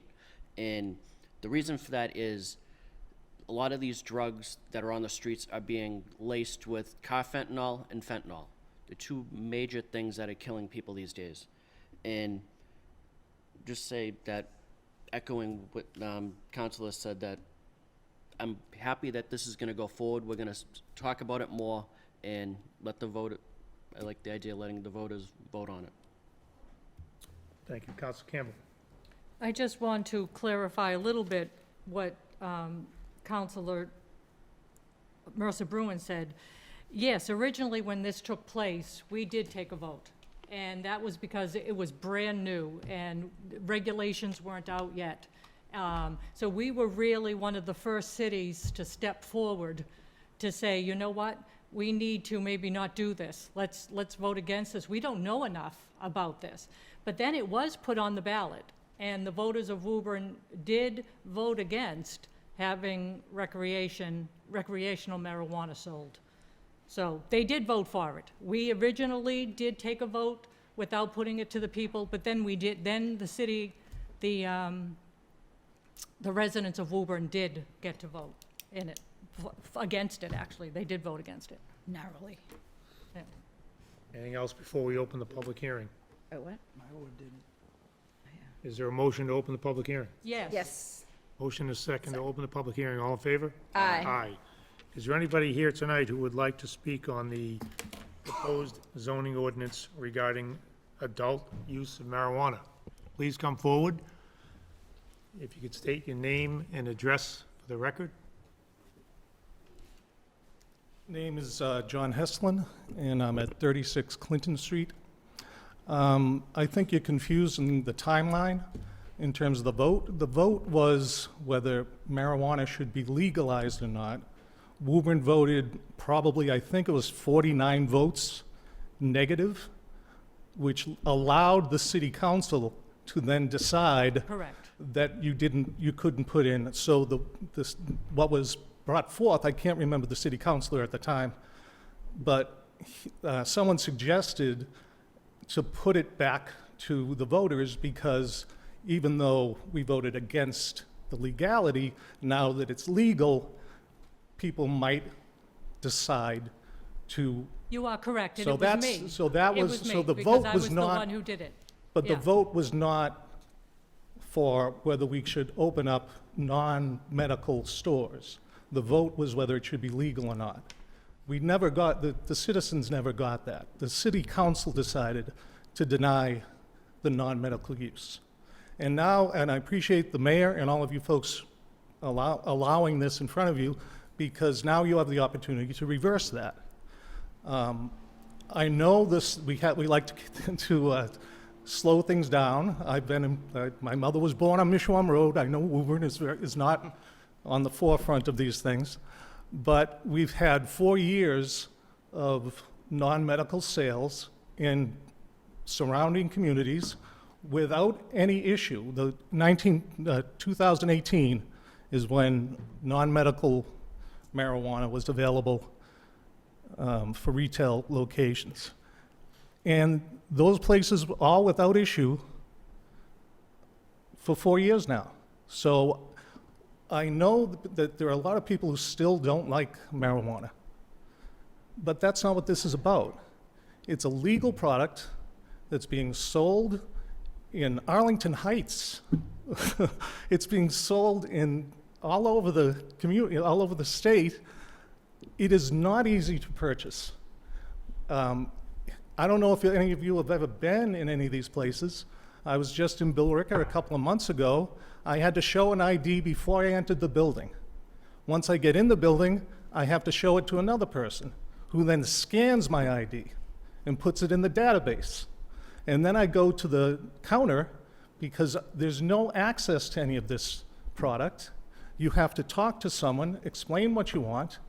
You have to show your ID a third time, and at that point, they record everything you purchase, which is now recorded and on record at the state. There is nothing sold in this state that's more regulated and protected than marijuana. It makes no sense to me that it's available in Billerica, it's available in Arlington, but we don't want it here. I don't understand what we're preventing it by doing it, but more importantly, it's a legal product that should be available in Woburn, just for the Woburn citizens, just as much as any other city or town. And we should benefit, instead of sending those taxes to Billerica and Arlington and everywhere else, we should be the ones taking advantage of that. In terms of the actual medical marijuana location, I believe that's the one that may petition for. That's a separate question as well. I don't know what the governor decided or didn't decide, but if they decide that they can't automatically do it, or we have to open it up for equity, then you open it up for equity. But you still allow people to purchase it and to sell it in the city. So I'm in favor, but thank you for listening. Thank you, sir. Thank you, sir. Is there anybody else who would like to speak on this matter? Please come forward, identify yourself for the clerk. Anybody else? Yes, sir.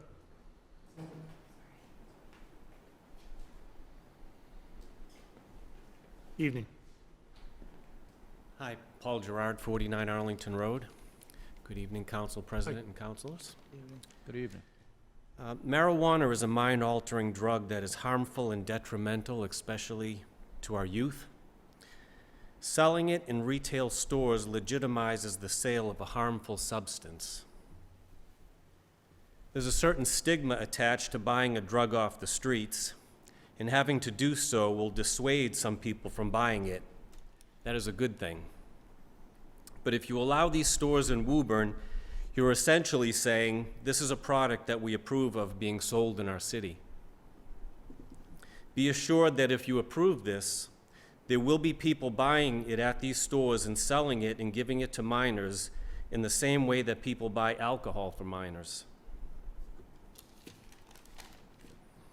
And may I remind you of State Trooper Thomas Clarity, who was killed in 2016 by David Naguna on the Mass Pike in Charlton. Trooper Clarity was making a traffic stop when Naguna plowed into the back of his cruiser at a high rate of speed. Naguna was high on marijuana at the time. He had just picked up marijuana at a dispensary in Brookline an hour before the crash. Trooper Clarity leaves behind a wife and 7 children. I would ask you to not allow this in Woburn. Thank you. Thank you, sir. Thank you. Is there anybody else who would like to speak?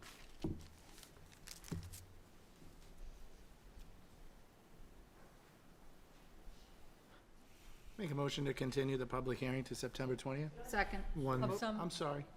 I'll withdraw that motion. okay, please come forward. You can identify yourself for the clerk, please. Thanks again. I spoke last time. I wasn't I'm planning on... sorry, what is your name and My name's address? Nancy Hurley, 10 Fortune Road in Woburn. And I spoke to the council at the last meeting. I wasn't planning on speaking tonight, but as Mrs. Campbell spoke, I found out about the Governor Baker's actions last night. And I guess what he did was he signed into law, I don't know the number of the bill, 3096, I think it is. And I just was so shocked at what's happening on Beacon Hill. So I'll just read an article, if you don't mind, indulge me for I'll make it as brief as I can. Governor Charlie Baker signed a major piece of legislation on Thursday to make the cannabis business more inclusive. And I just thought, isn't that strange with everything families in Woburn are going through? Beacon Hill is talking about making the cannabis industry more inclusive. It's called the Act Relative to Equity in the Cannabis Industry. It creates new standards for agreements between businesses and the communities they're in, and it also creates a trust fund to provide loans to cannabis entrepreneurs. And I don't know, maybe the restaurants that have gone out of business could now become, pot shops. But it's a section concerning medical marijuana use in schools that Baker took issue with. The act requires the Cannabis Control Commission and state agencies to study and come up with, quote, recommendations on eliminating obstacles and expanding accommodations to possess, administer, and consume medical use marijuana at public and private schools in the Commonwealth. That really struck me because the last time I was here, there was someone saying, oh, we would never put a pot shop anywhere near a school.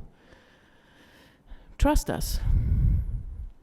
In a letter to lawmakers, Baker said he had, quote, serious concerns about allowing medical marijuana use in schools. Quote, the language of the section is highly prescriptive. It makes it clear that the agencies charged with producing the study must identify ways to make medical marijuana widely available within schools. This is the direction Beacon Hill is taking the state. It says, rather than considering whether or not such allowance is even advisable, Baker said past ballot questions to legalize medical marijuana made it clear that pot would not be allowed on school grounds. He said current law bans marijuana at K through 12 schools, on buses, and on youth centers. Previously, Senator Michael Rodriguez told the Boston Herald that the legislature was looking into helping, quote, students that would greatly benefit from medical use marijuana as an accommodation. So why do I mention all this to you, little Woburn, as compared to Beacon Hill? Because you're the last line of defense for us. And you're either going to represent your constituents here in Woburn or the people on Beacon Hill or the cannabis industry. Because apparently, when I looked up this bill, and you can read it now, I took a screenshot of it. If you go to see who the sponsor of the bill is, I always thought that sponsors of bills had to be legislators, those people that we elected. But when you look up this Senate bill, the sponsor, it literally says the cannabis industry. Huh, imagine that. So then it lists all the members of the committee that are actually sponsoring this. So I printed out the bill. I have it right here. I read through it. And Michael Rodriguez is one of the sponsors. And, you know, like the Boston Herald said, he was looking into helping, quote, students that would greatly benefit from medical use marijuana as an accommodation. Well, maybe there's some medical use marijuana. I don't know. I don't think so. But I'm not a doctor. But he's not the parent. So even though it's illegal to have medical use marijuana in schools, a legislator is saying, but we're going to find a way to get it in the schools, even though the people have voted, and it's been a ballot question. We think we know better. So I printed out this bill, and I read through it, including Section 26. And indeed, the Cannabis Control Commission, in consultation with the Department of Elementary and Secondary Education and the Department of Public Health, shall conduct a study on the possession, administration, and consumption of medical marijuana at public or private schools in the Commonwealth. It goes on and on. The study shall include, but shall not be limited to, the examination of policies on the possession, administration, and consumption of medical marijuana by students at public and private schools in the Commonwealth. 2, with an analysis of existing legal, regulatory, and administrative obstacles to possession, administration, and consumption. And you know what I noticed? Reading this whole bill, the word parents isn't even mentioned. Now, I know it's a cannabis industry bill, but that's Section 26, that deals with schools. So to me, whenever you're talking about schools, public or private or homeschool, somewhere in that equation should be parents, not legislators, parents. And I seriously wonder if the obstacle that is mentioned here is actually parents. So I would just urge this council, as Beacon Hill is, I mean, I don't know what universe that's coming from, that it's a real imperative thing in the summer to establish a law. What was the name of it now? A law relative to the equity in the cannabis industry. So this is the flavor of Beacon Hill. I am hoping that our local legislators will take up the concerns of the local people and represent us. And I don't know if I brought my book up here with me. I want to agree with Mr. Gately here. And I also want to comment with Darlene on your comment. You made an excellent observation at the last meeting. You said that opioids were such a problem, and overprescription of drugs, and I so agree with you. And a couple of years back, I realized that we had been prescribed, my husband and I, through oral surgeries and different things, we had been prescribed some opioids. And without knowing it, we didn't finish the prescription, and we had them in our medicine cabinet. And I can tell that what a nightmare that could have been. Thank God we went through our medicine cabinet, got rid of it, and I sat our kids down and I said, listen, you might be in a situation someday, a friend's house, a party, and someone might offer you just as something, you know, from their parents' medicine cabinet. Don't do it. You have no idea. But you know, I never warned them about marijuana. Because when I was a kid, marijuana seemed to be pretty harmless. And it turns out the THC level, I'm 62, so the THC level when I was growing up was about 3%. Well, it's now much, much higher. It's been genetically altered, and it's much more serious than we're being led to believe. So when our son, who had never been a partier, never been a wild animal, excellent honors student, incredible athlete, when he was enrolled in the engineering program at UMass Lowell, somebody offered him some medical marijuana during final exams.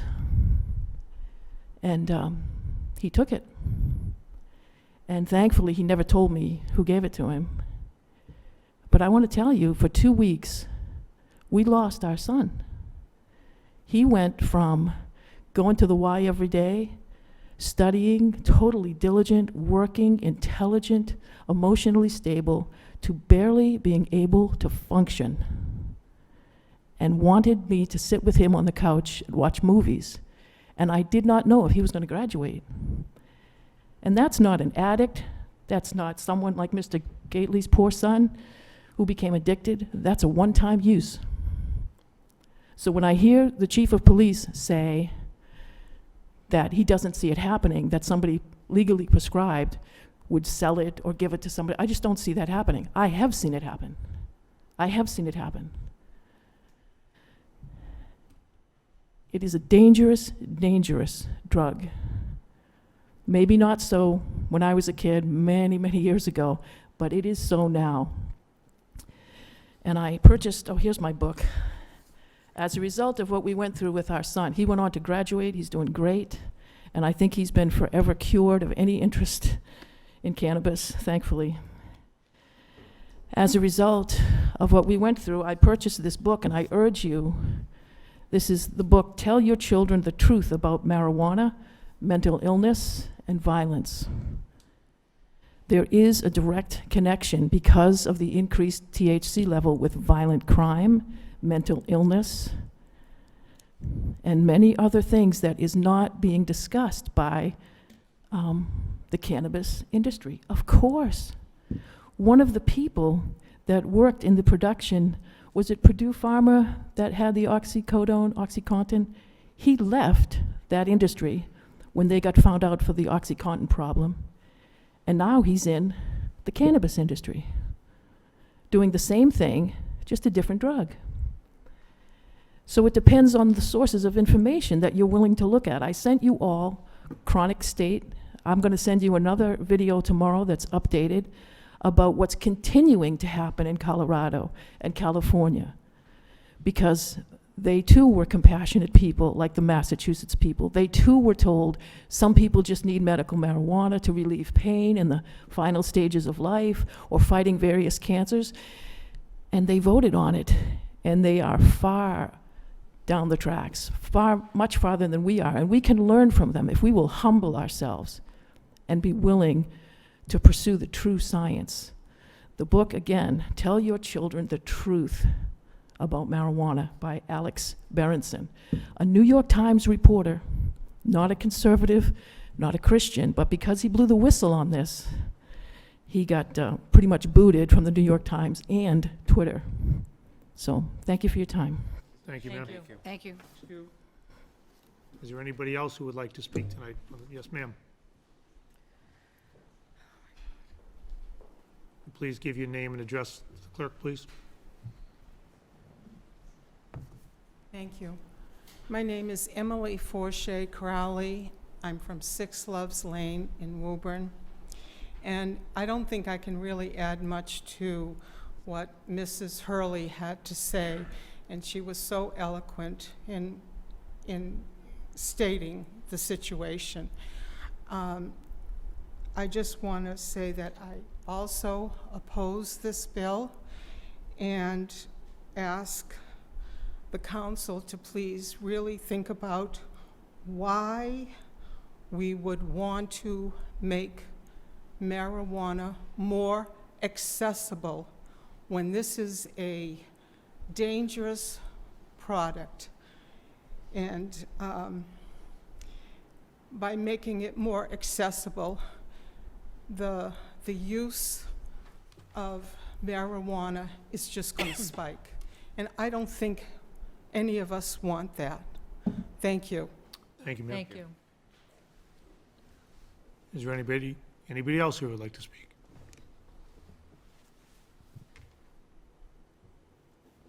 Make a motion to continue the public hearing until the September 20th meeting? Second. Second.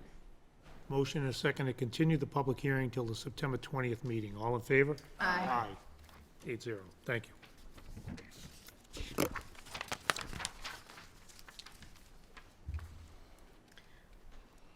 Next item on the agenda, we have on the petition by TDC Development Group LLC, 125 High Street, Boston, Mass., to amend the 1985 City of Woburn zoning ordinance as amended to add new Section 32, Life Sciences and Business Overlay District, LBOD, located at Woburn Assessors Map 29, Block 01, Lot 2, Map 29, Block 01, Lot 3, Map 29, Block 01, Lot 4, and Map 29, Block 01, Lot 5, and to amend the zoning map for the 4 parcels of land known as Middlesex Canal Park, Middlesex Canal 29-01-02, Middlesex Canal Park 29-01-03, 25 Middlesex Canal Park 29-01-04, and 15 Middlesex Canal Park 29-01-05, together containing approximately 32.96 acres of land, as shown on a plan entitled Zoning Amendment Plan dated July 6, 2022, from the BI Zoning District to Life Sciences and Business Overlay District, LBOD, proposed zoning district. The planning board has not met on this, and they're going to meet on this on August 23rd, 2022. The agenda has not been posted for that meeting yet, though. Do we have any communications? Madam Nope. Clerk? There are no communications. Mr. Tarby? Yes, Mr. President, could we have like a 3-minute recess to hook everything up here? Certainly. Is Make there a motion for a 5-minute recess? Second. motion and second? All in favor? Aye.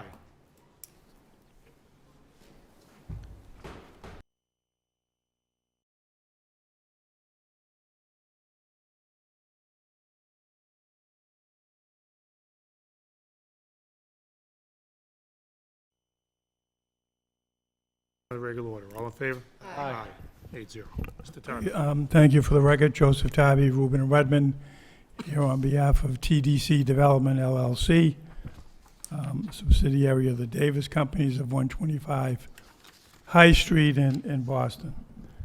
The public hearing tonight is on 2 proposed zoning amendments, 1 zoning text and 2 zoning map. In the event you have questions about specific development down the road, we have a full team here from Davis. We have Mike Cantalupa, who's the Chief Development Officer from Davis Companies. We have Chris Mora, who's the Vice President of Development. Tim Williams, Alan Amajo, the Site Engineer. We have Dr. Antonia Puglisi of Safety Partners, a firm that helps in the permitting process for these type of facilities, and Joshua Philbrook of Dens Facility Services that helps to operate these type of facilities. What I'd like to submit for the record is a copy of the PowerPoint presentation we're making this evening.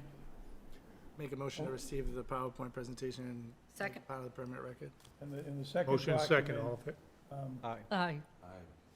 the second document is an outline of the permitting requirements and procedures for approval that is dated June 28, 2022. We provided this at the last neighborhood meeting to show how extensive the permitting requirements are under the LBOD. Same motion? Same motion and a second. All in favor? Aye. 8-0. Opposed? 7-1. Hold on 1 second.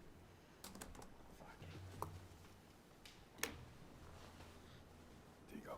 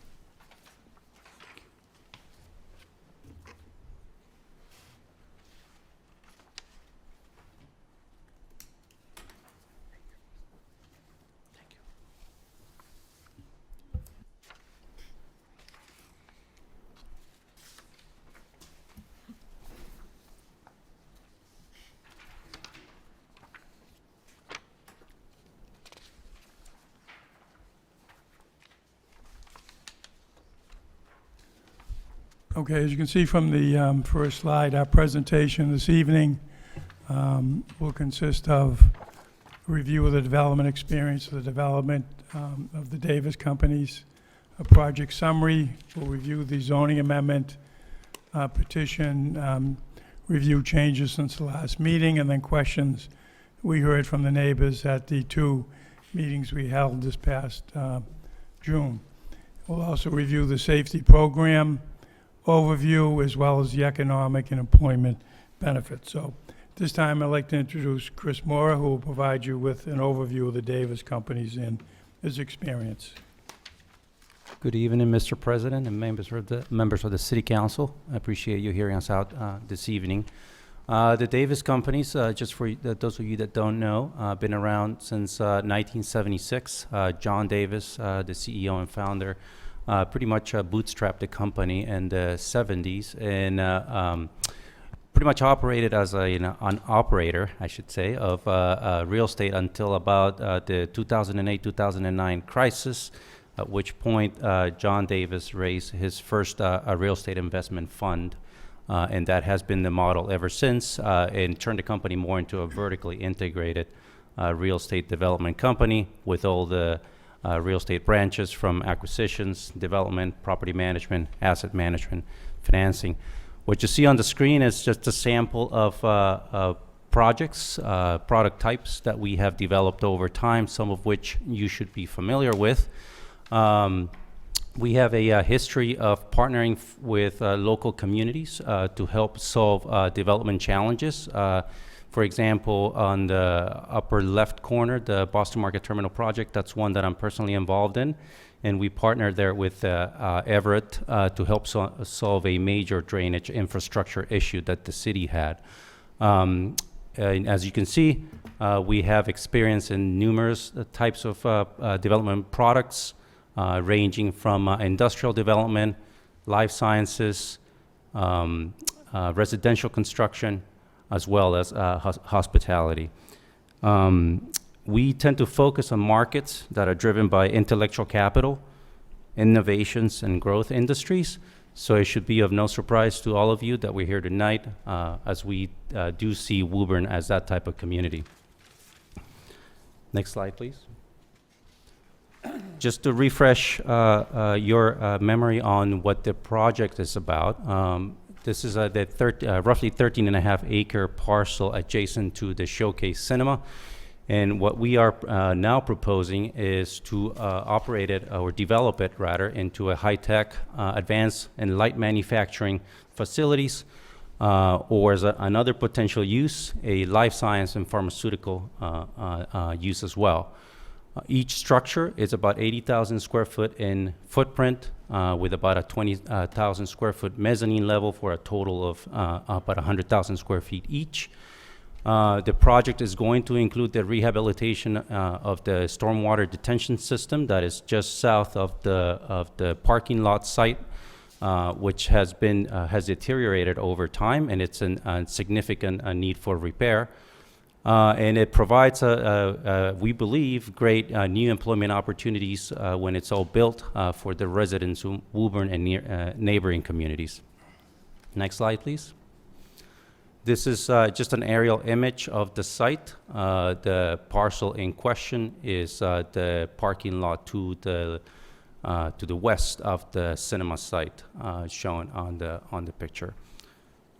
With that, I'm going to let Joe talk a little bit about the history in front of this council in late last fall, as well as changes that we have made to the petition since then. Okay, so in terms of the history of the LBOD, the LBOD was initially filed back in September of 2021 with public hearing in November of 2021, then withdrawn with prejudice in December of 2021. Revisions have been made to the LBOD to address concerns of councilors and neighbors. In April of 2022, we presented to the neighbors a redraft at 2 meetings. The first informal meeting was held on June 8th of 2022. The second meeting was held on June 28th 2022, and we refiled the LBOD on July 7th of 2022. This is our first public hearing before the City Council. The Planning Board has its public hearing scheduled for next Tuesday. My understanding is it's going to be a virtual meeting. So what's been filed with the City Council is, one, a petition to amend the zoning ordinance by adding a new section 32 entitled Life Science and Overlay District, known as the LBOD. A second petition to amend the zoning map to include 4 parcels of land in the LBOD. One, the Showcase Cinema property, which contains 10.88 acres. The Showcase parking lot that the applicant has under agreement that contains 13.49 acres. And then Middlesex Canal Park Road, which is part of the Showcase property, containing 1.09 acres. And then the hotel property containing 7.5 acres. The entire LBOD contains approximately 32.96 acres. My client has entered into an agreement, as you know, with National Amusements to purchase the property, subject to obtaining the zoning amendment in a subsequent special permit. The proposed LBOD does not affect any rights of any other property owner, except those listed in the petitions. Any existing building or structure or use of land that is not part of the LBOD shall maintain its current zoning rights and the ability to proceed under the existing BI zoning district. So we have submitted a proposed revised LBOD, and Teresa, you go to the, okay, yeah, before we get to that, no, you just go back one slide, please. Okay, so this plan shows you the entire LBOD district outlined in red, including the 4 properties that I mentioned. It does not include the property south of the site that goes out to Lowell Street. It is strictly that area outlined in red, which is the hotel property, the cinema property, Middlesex Canal Park Road, and the parking lot property, the 13.49 acres that Davis has under agreement. So you go to the next slide, Teresa. So I'm gonna provide to you probably within the next week a detailed red line version of the LBOD showing the differences from the first one to the second one. We were having issues with our system today, and I couldn't get that done. So this shows you the highlights of the petition changes. Back during the last go-around, the planning board had recommended that we add clear definitions of the various terms within the LBOD. So we've added a number of definitions to make it clear the type of uses that would be proposed on the site. So the first definition was advanced light manufacturing. We also had a laboratory definition. We have a life science definition. We have a life science manufacturing definition. We have a research and development definition. And we have a definition entitled Group H2 and Group H3 uses. Further, we've cleaned up some of the language in the ordinance that needed to be cleaned up. We've added a section on solar energy systems. In the definition of manufacturing in the use table, we've removed the terms toxicology and genetic engineering. We've also added in the use table Group H2 and Group H3 uses, which Dr. Puglisi will review when she provides her presentation in a few minutes. We also made some additional revisions similar to the most recent revisions that were made to the T-Bod.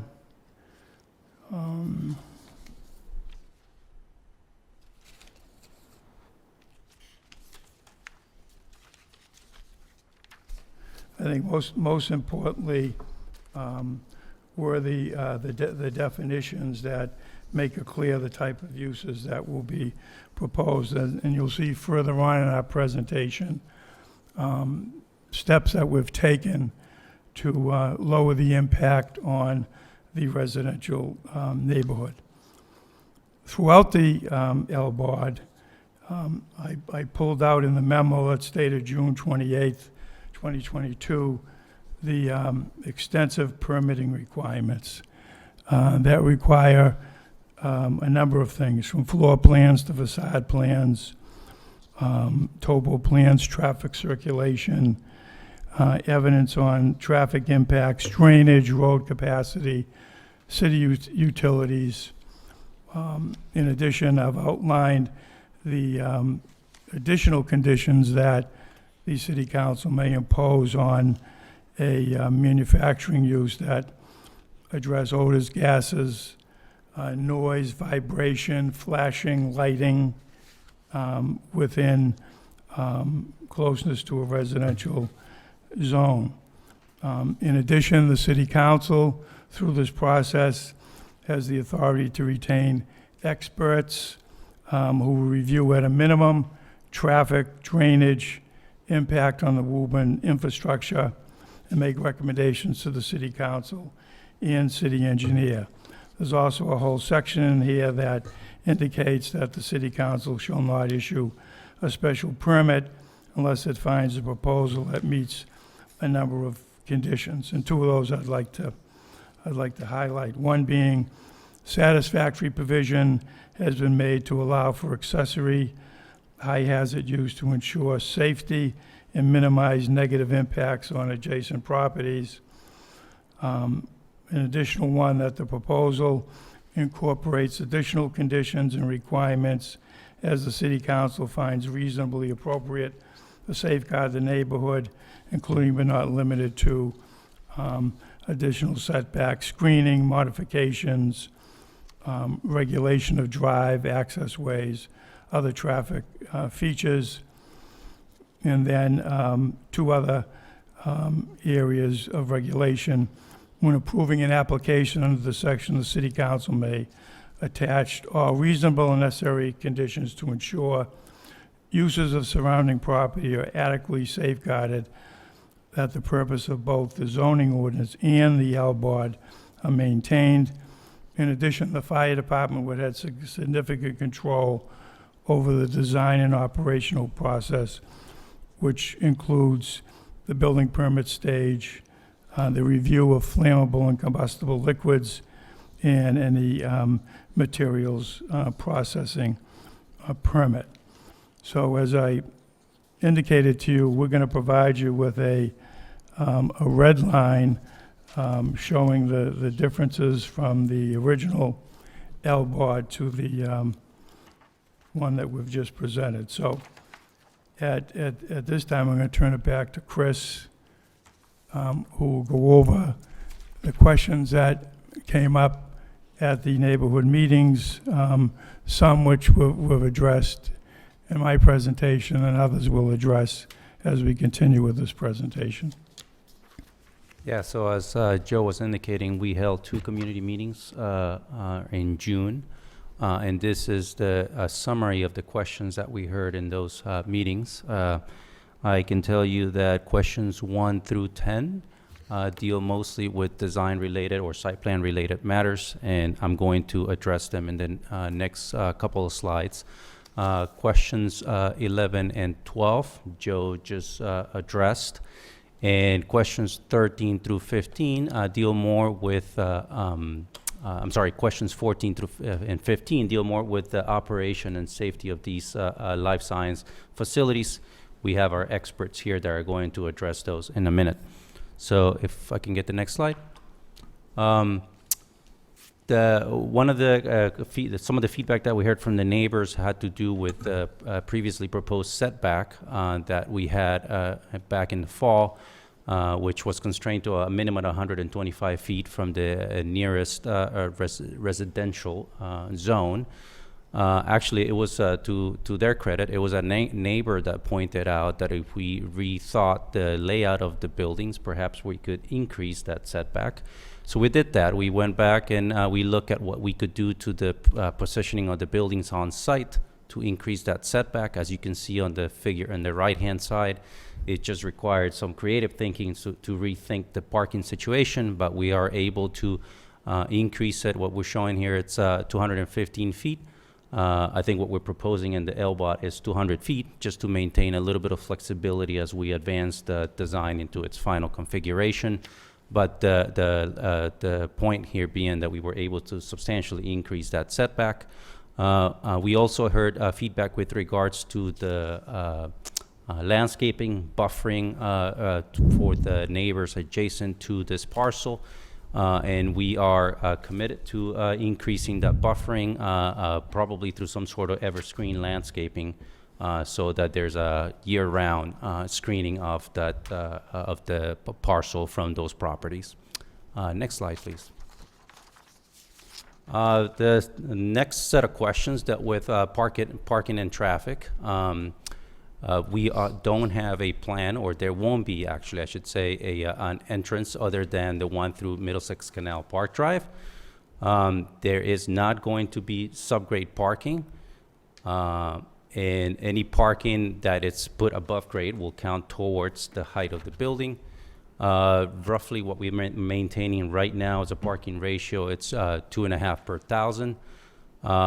A very much rigorous traffic impact study will be submitted as part of the special permit application.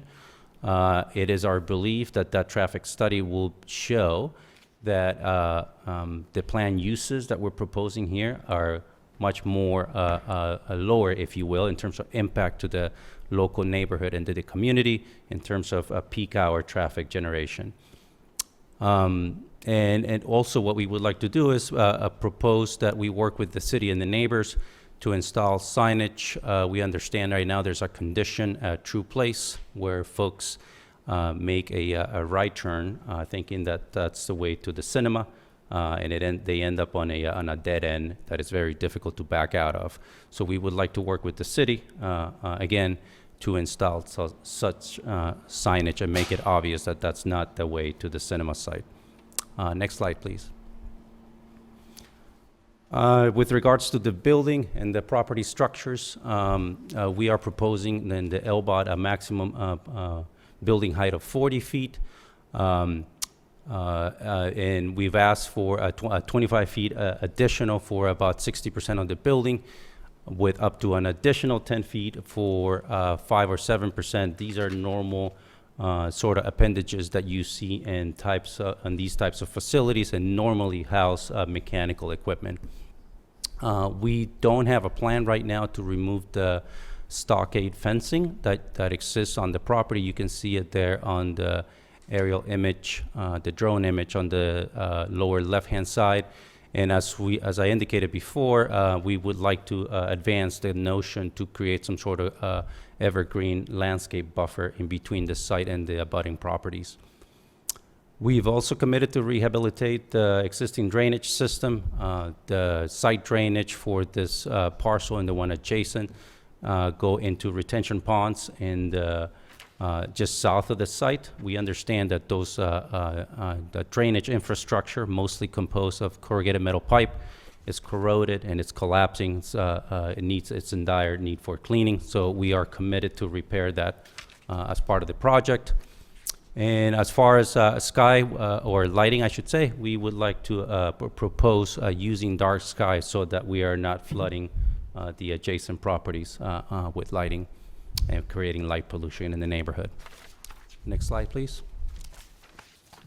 So now I'm going to turn it over to our safety experts that are going to address the last section of questions that we hear from the neighborhood. So as Joe indicated, we have Dr. Dr. Antonia Pugliese, who is a consulting safety officer at Safety Partners, and Joshua Philbrook, who is a president at Dense Facility Service. So.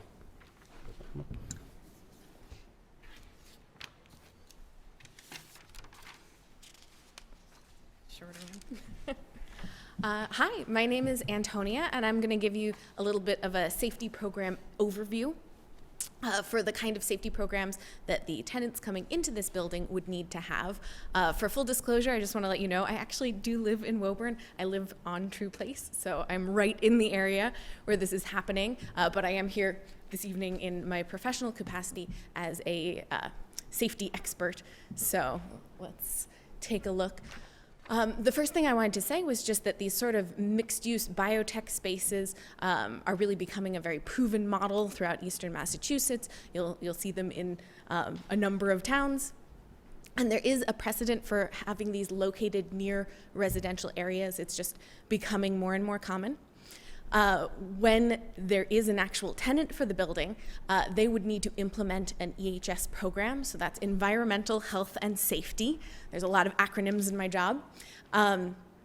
They would either have someone who is an EHS expert that works for the company directly, or they might bring in someone from my company, Safety Partners, who can provide that expertise to make sure that they're compliant with all the rules that they need to be compliant with, and that they have a really robust health and safety program. The first priority for these companies is really going to be to ensure worker safety. The workers are the ones right there, the closest to any risks that there may be in that workplace. And so by keeping the worker safe, that also has the added benefit of making sure that anyone further away from the risks is also going to be protected by that. There are a lot of permits that are involved in this process, so we'll talk about those a little bit, but I'll try not to be boring. And it's worth noting the company has to be compliant with all federal, state, and local regulations. So when we're talking about this facility, we're talking about the materials coming in being under a lot of scrutiny to make sure that they are acceptable. They have to be stored and used very safely within the facility, and then everything that's leaving the facility also has to be properly handled, the products that they're producing, as well as any waste that's generated.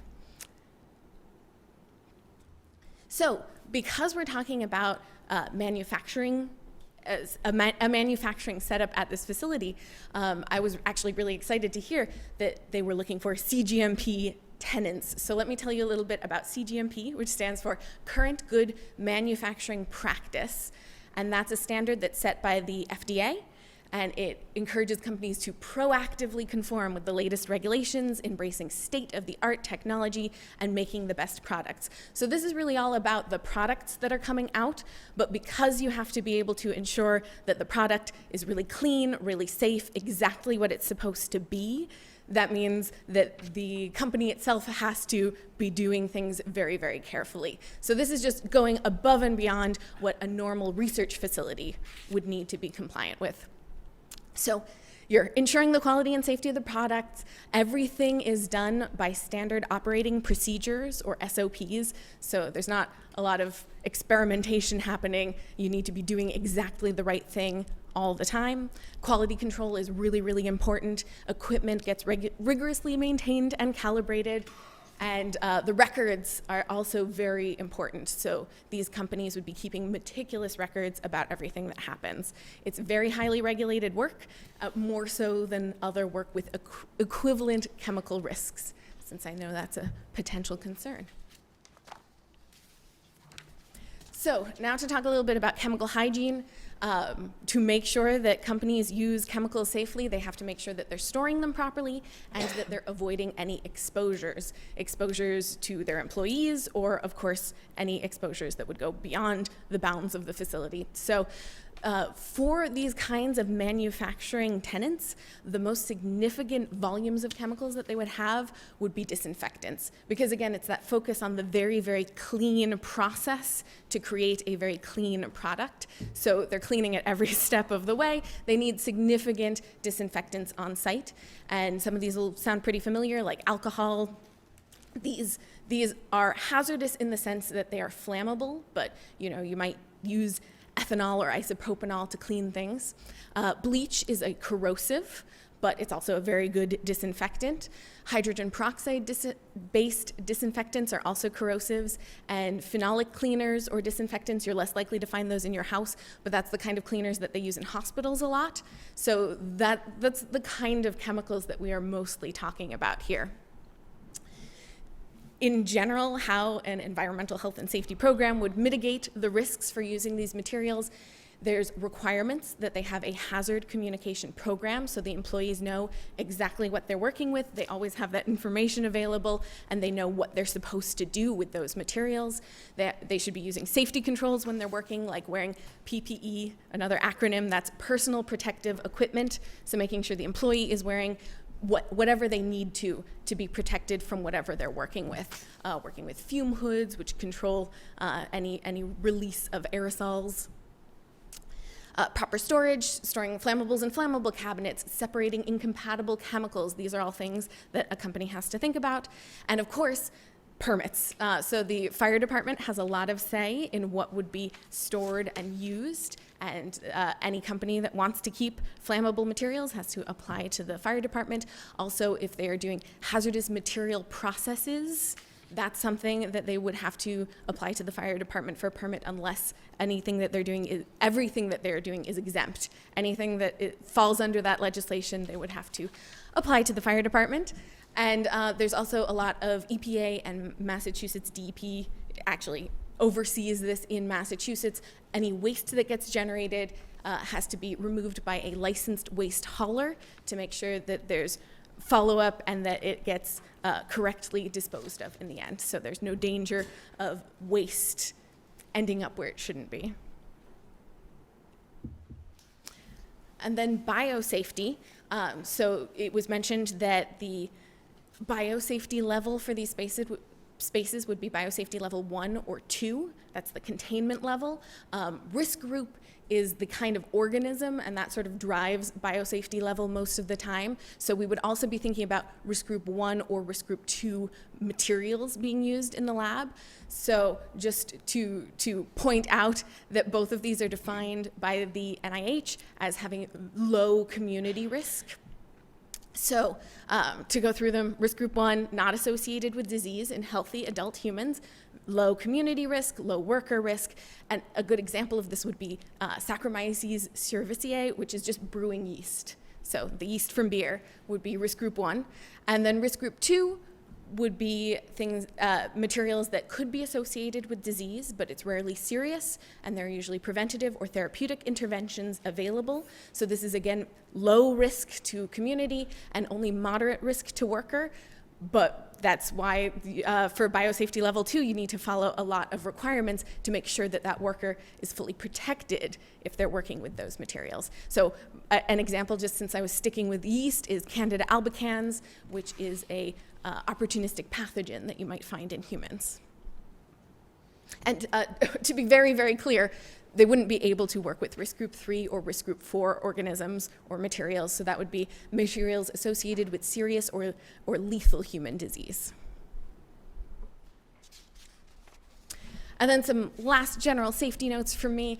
They would need to have an emergency action plan or contingency plan. Employees have to be trained on that plan, and the emergency response has to be really figured out well in advance. So in the very unlikely scenario where there is an emergency at this facility, there would be training, and there should already be a plan in place far in advance.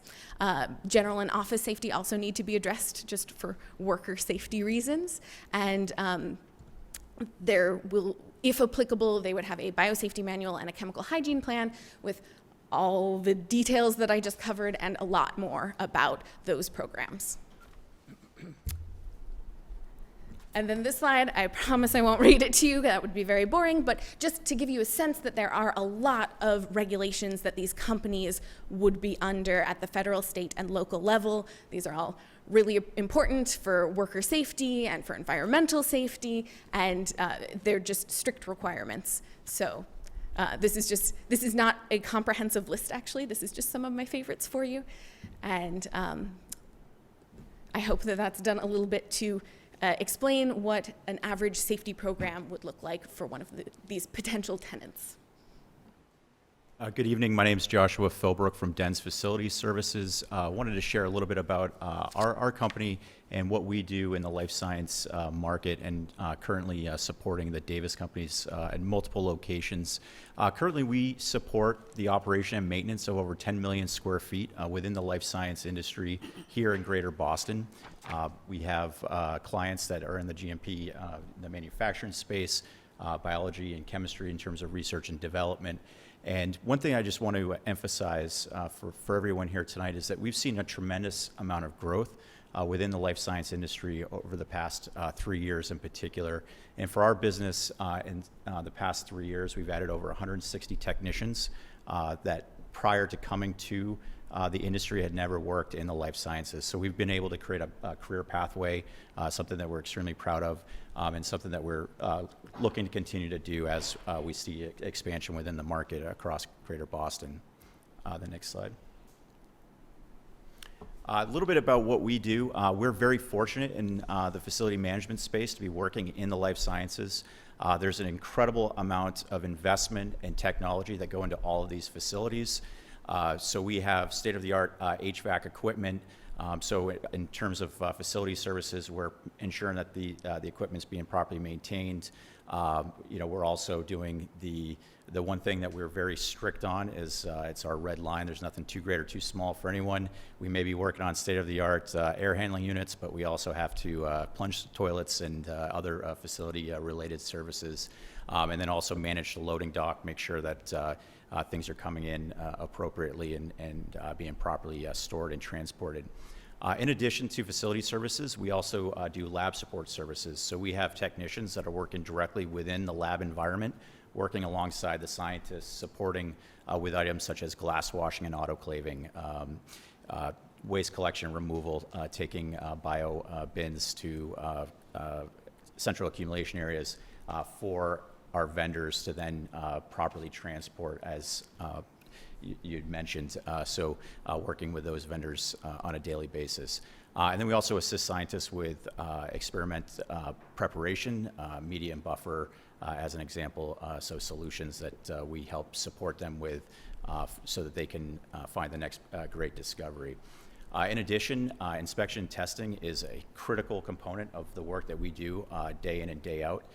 So one thing that we're constantly working on is through working with the authorities having jurisdiction, in particular the Woburn Fire Department, ensuring that NFPA inspection testing and maintenance is being done per NFPA 25, so ensuring that the suppression systems are being inspected as required, fire alarm, et cetera. So we're very strict and work very closely with the authorities having jurisdiction to ensure that. In addition, we also test and certify fume hoods and biosafety cabinets, which is a requirement on an annual basis, as well as some additional requirements for new installation. And then finally, building automation and alarms. And I'll talk a little bit more about that in a second, but we're constantly monitoring building alarms, fire alarms, and then responding to that 24/7.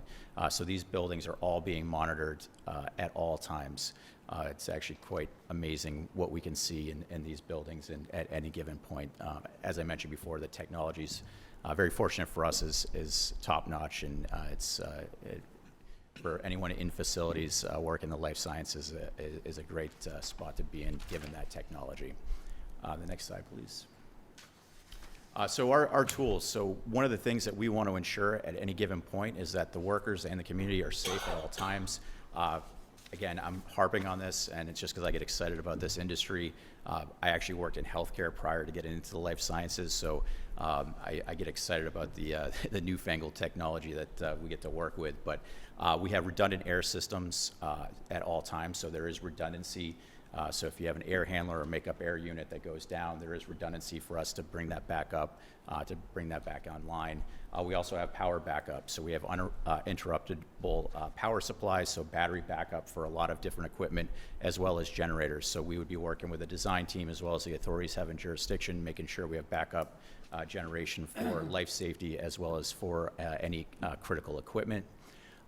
Building automation, as I mentioned, all of our facilities are 100% on a building automation system, meaning that we do have visibility at any given time to see what's going on in the building, and then there's a series of sequence of operations that we're constantly monitoring that ensures that the building is functioning the way that it's supposed to function.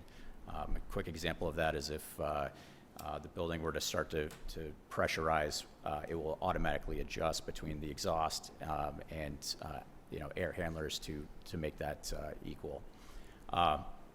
Interactive visual control of the building functions. As I mentioned, all of these facilities, we have visual control at any given time to see what's going on in the building. And then on top of that, we do have redundancy in fire alarms, as well as lab equipment alarms and building alarms that would go to a 24/7 call center that then dispatches our team that's on call to respond. And then next slide. Turn over. Thank you very much.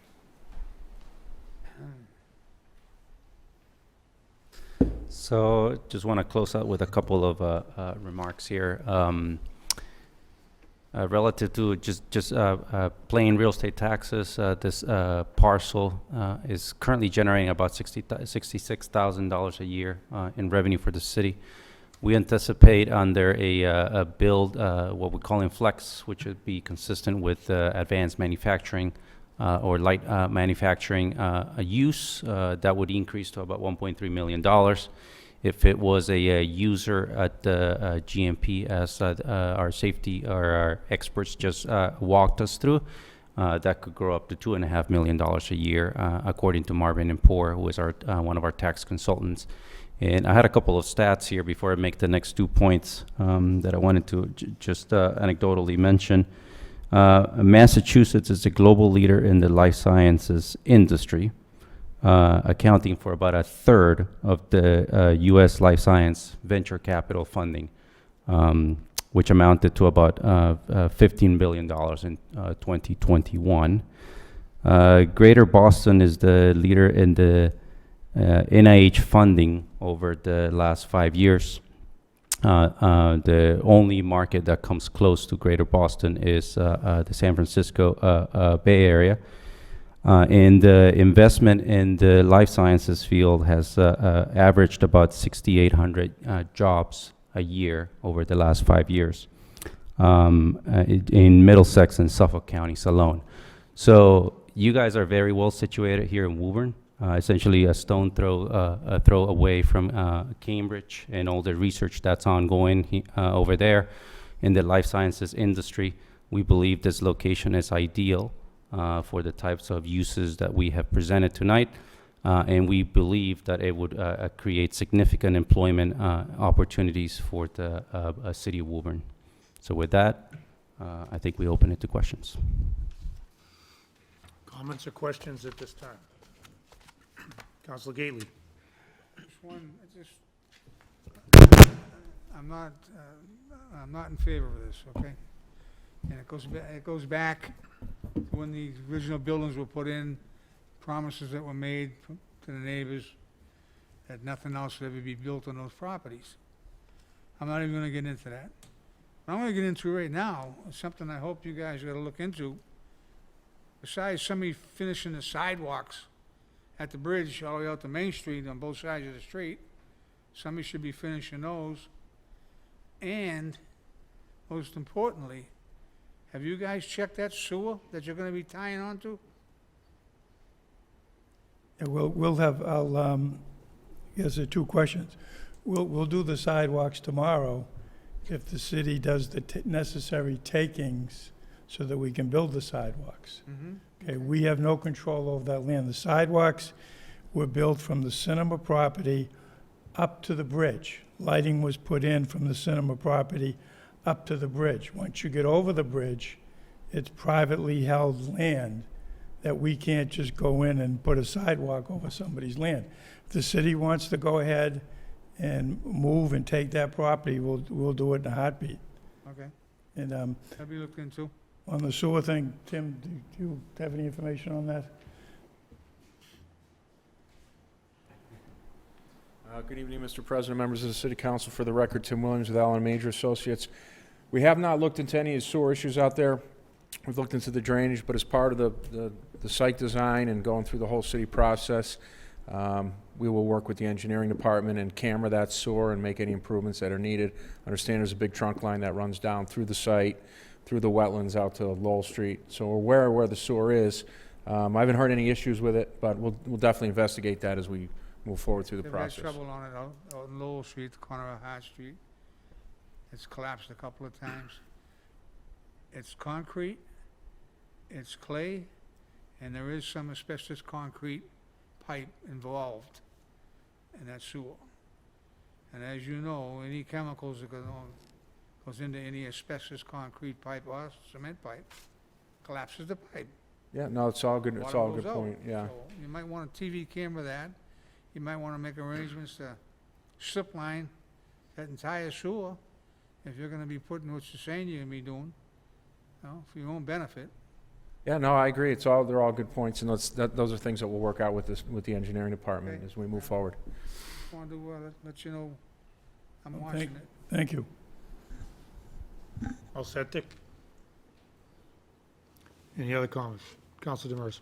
Just a few comments. As the ward counselor that has been working with Davis and the residents, some of them I see here tonight, you know, we have had at least 3 community meetings, 2 at Davis on this proposal. I had a separate one with the neighbors at the library after the first proposal, knowing that Davis may reapply.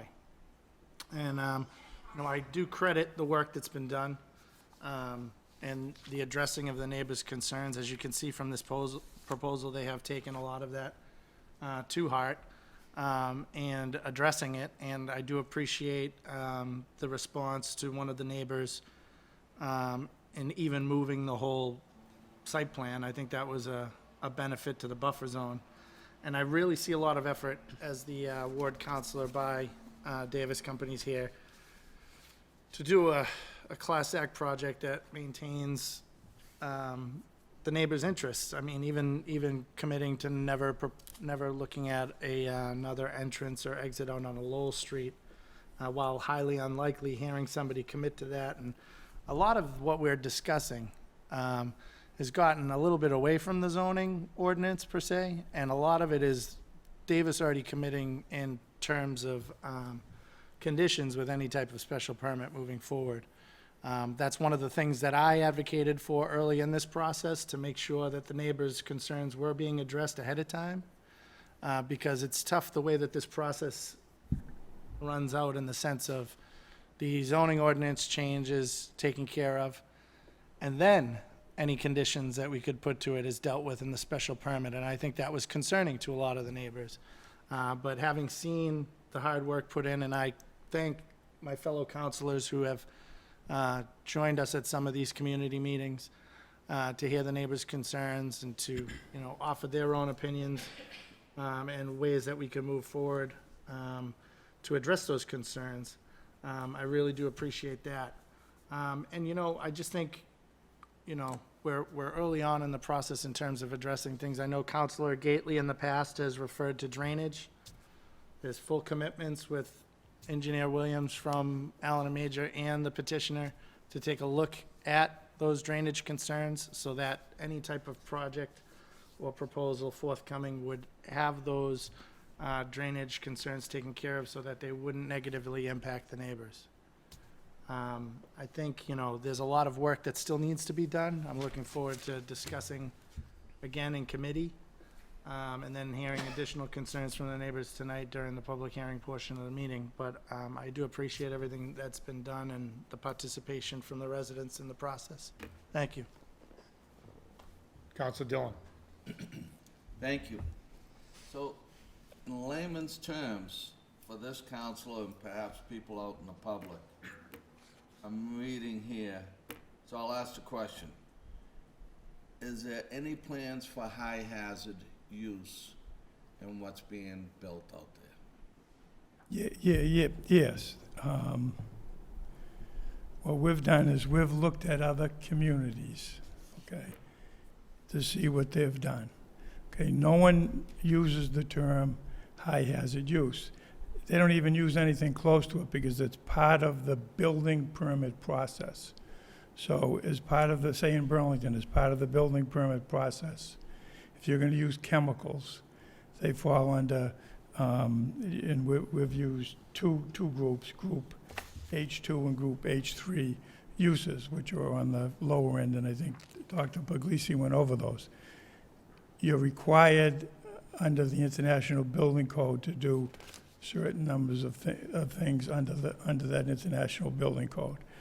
What we've done is we've proposed language that would limit they use the word high hazard use, and I think the doctor showed you the type of chemicals that would be used in these manufacturing facilities. There's alcohol, there's cleaning solution, that type of thing. But what we've said under the definition is that those uses will be accessory and limited to life science, lab, advanced light manufacturing, and research and development uses, and limited to 10% of the gross floor area of a floor within a building. So what we've done is we've taken that and we've condensed it down and made it tighter. And then in the memo, there are steps that the fire department has to be involved in and the council has to be involved in. So, Joe, what you're telling us is we've kind of created this concern on our own by the city of Woburn defining that term high use where other communities don't use that term. Correct. It's an archaic term. You know, we have an ordinance, you know, that was adopted in 1985. Think about what was going on in 1985. Ronald Reagan was just starting his second term as president. That song, We Are the World, was published. There were a number of things. This is how far back this goes. And back to and it actually had its origins in the 1970 zoning ordinance. When I had hair. Thank you. Okay. Council DeMembro. We've come a long way. Where I live, there's an industrial park in my backyard. I sit on my deck and I see 7 industrial buildings right behind my house. When they built those buildings back in the late 60s, early 70s, we didn't have the restrictions. We didn't have all of the design and the engineering techniques and technology that we have today with monitoring systems, filtration systems. Many of our neighbors, including myself, we breathed a lot of that air from a lot of those manufacturing plants that were put back there. There's a food packing plant behind my house. I'm sure some of the chemicals that they use there are probably more lethal than what's in this project. So I'm happy to see all the guidelines, guidance systems, backup, fire suppression, everything else that's gone into this design, and I can appreciate it because I've seen it and I've lived with it. And it's nice to see the technology and is caught up to the times and the safety for the people. Thank you. Councilor Mercer Bruin. Thank you. And I commend Councilor Demers and everybody that's participated in this process, as well as the neighbors. And I'm very much looking forward to hearing from them, because that's going to certainly drive where I vote on this. But just a couple of things as we move forward, Attorney Tarvey. There's a lot of talk about some of the potential conditions in this when we move forward. I'd like to see things not just conditioned in the special permit, but actual deed restrictions on the property for some of the conditions that are being proposed. I feel very strongly about a couple of those, but we can certainly talk about it in committee. And the reason I say that is because oftentimes things change, right? Things are fluid. That's why we're talking about this, because things have changed since 30 years ago when this was first built. Deed restrictions would offer even more protection to the neighbors. So it's something I hope that will be talked about later. There was a few references to Cambridge and all of the life science that's happening in Cambridge, and that will help Woburn. tell me, and you don't have to tell me tonight, it's been a long night, but the next time we get together, I'd like to hear about how everything that's going on in Cambridge is gonna help us. Is it because people can't afford Cambridge, so they wanna come here? What are some of those things that you think are gonna drive that business here? And last but not least, I'd very much like to see some examples from communities that abut us, where we have these uses as close to a neighborhood as we have now. Thank you. Okay. Thank you. Councilor Viola. Thank you, Mr. President. We've come a long way since the last time you guys came before us. I also, with a couple of the other councilors, attended the community meetings. A lot of the neighbors' issues seem like they're gonna be addressed, but the two biggest things for me are there'll be no risk group 3 or risk group 4 for the hazard uses on this facility, which I think that would make me feel a little bit more comfortable and at ease than what was proposed before. Yes. We're just dealing with 1 and 2, correct, Joe? Yeah, I think we showed there that we were specifically striking those out. As Right, no, not I'm saying, I'm happy that those are struck out completely, that you're not even thinking about that. So, any other comments or questions at this time before we open the public hearing? Anything else, Attorney Tarby? No, that ends our presentation. Is there a motion? Make a motion to open the public hearing? Motion second to open the public hearing. All in favor? Aye. 8-0. Is there anybody here tonight who would like to speak on this proposed zoning change, the LBOD? Yes, if you could please come forward. If you could give us your name and your address. Evening. Hello. Hi. My name is Cynthia Tachi, and I'm at 16 Lowell Street. And I've attended a couple of the hearings that they've had, and I am comfortable with the level of security, safety that they're going to offer. My neighbor, who lives right next door, works in the physical plant of Lincoln Labs. He would have been here tonight, but he's working. And he says the level of safeguards and protocols, he says he works there, he's very comfortable there, and he's very comfortable having it. And he said that they pay really, really well. So he thinks it would be really good for, and I agree with him, we had that conversation, that it would be good for the community. I read in the paper where Woburn is no longer going to hold the cinema, to keeping that as a dead space. So I think this is probably one of the better uses. I think it's going to have less traffic, and I think it would have the best tax benefit for the town. And I want to just come up and tell you that, okay? Thank you. Thank you. Please come forward. Again, if you could give your name and your address for the clerk, please. Hello, Joe Flaherty, 17 Boyd Road. Back in January, I attended the Meet Your Local Government Day.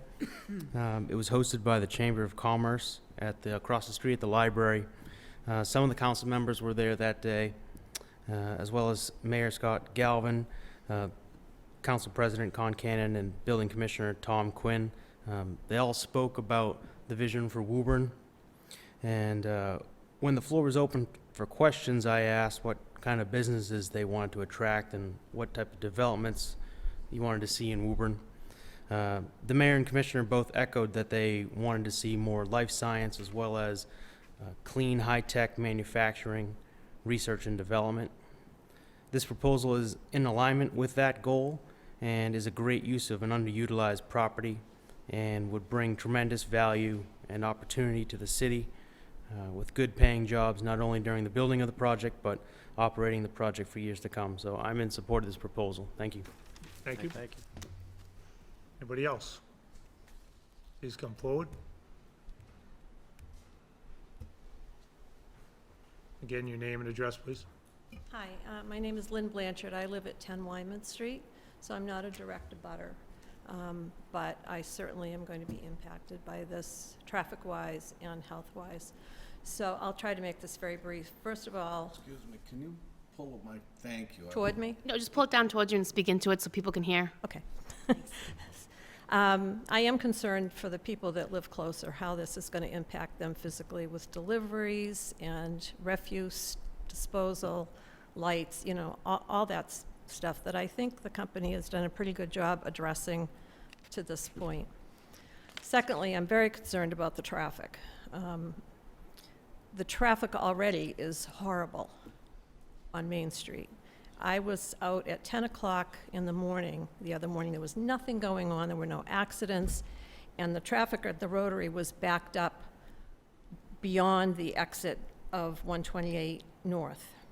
So those people coming off had nowhere to go. So I am concerned about the impact, especially with the new fire station going in. And I am also concerned that people will use the Wynn Street exit and come down Wyman Street, which they do when there's backup on 128, as it is now. 5 o'clock in front of my house is a nightmare. I can't get out of my driveway. The most important thing I'm concerned about is the health and safety issues. The two products that were shown to you are obviously pretty safe, but we're not limited to those two things. I mentioned this at the community meeting that my husband was an aviation technician for over 50 years, and he died last November from pancreatic cancer. The only trace that we really have, and of course never be able to prove, were the solvents that he worked with. When he started out, methylethyl ketone was not banned. It was used liberally all the time, as well as many other solvents. You might remember, if you're old enough, cigarette smoking used to be considered okay too. Doctors even used to suggest that people smoked to soothe their nerves. And then there was diethylstilbestrol for women who to help them prevent miscarriage. And it didn't affect them, it affected their offspring who had anatomically changed their reproductive systems so that the children of those women who took it could not have children. And guess what? It wasn't just women who had it prescribed to them. They found it in prenatal vitamins as well. My point about this is that it's kind of the situation of the horse is already out of the barn. By the time you find out there's a problem, it's already too late. And we've witnessed that here in Woburn with our water problem in the 80s. I didn't live here then, but I've heard a lot about it and have a neighbor who lost a son and whose family is suffering from that loss through the next generation. It's just devastating. Now, I understand Josh and Antonia gave very eloquent presentations. They're very educated and enthusiastic about their jobs. I'm pretty educated too. I was a neonatal nurse practitioner at Tufts for over 25 years. The advantage I have is that I'm 72, and I can look back on all these things that have happened. Science advances every day, and things that we think are safe now are going to be found out in 20, 30, 40 years that they weren't safe. And I can't understand why we would want to put a potential hazard like that in a neighborhood of vulnerable people. There are 367 students at the Hurled Wyman School. There's a daycare center right on the corner of Middlesex Canal. And then a neighborhood with young mothers and fathers who are in their reproductive years and children. Why would we want to put that there? They're the most vulnerable to any kind of a problem like this down the road. So although I think that everyone involved is very earnest and honest, they can't see into the future. And I think there are many other places where this could go, where it would be less of a hazard to our residents who have suffered enormously already in the 80s. Thank you. Thank you. Sir.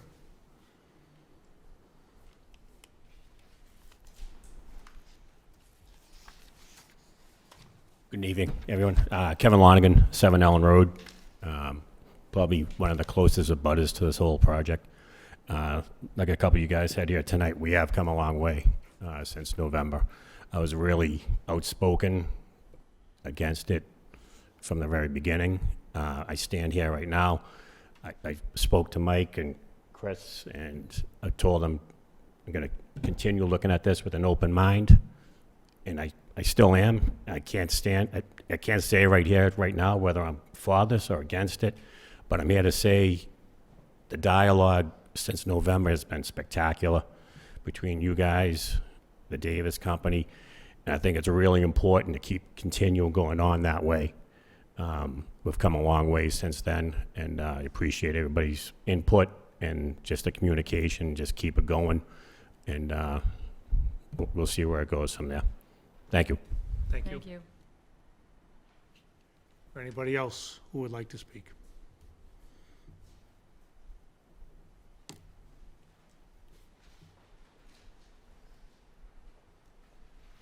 Hi, Ann Dowd, 43 Wyman Street. I'm not against life sciences, and I think this was a great presentation. I think it's just too close to the neighborhoods.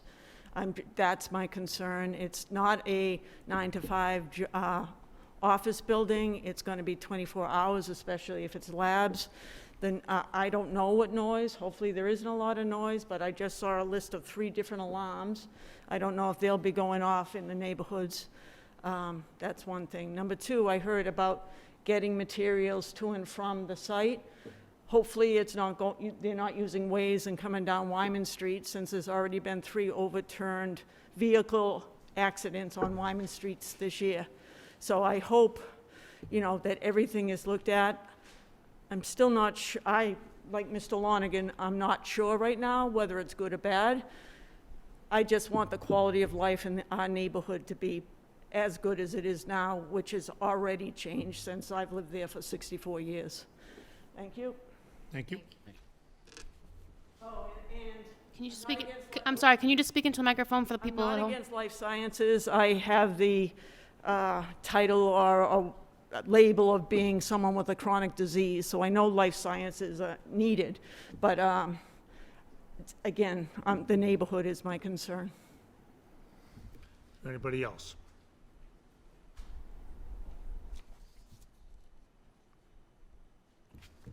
Seeing nobody, is there a motion to continue the public hearing? Motion to continue the public hearing. Second. And report it to Committee on Ordinance. So we'll continue the public hearing to September 20th and send the matter to the Committee on Ordinance, Charter, and Rules, correct? All in favor of that? Aye. 8-0. Thank you. Thank you, everyone. I'm just gonna, we'll just give it a minute. I'm sorry? We'll just give it a minute. Yeah.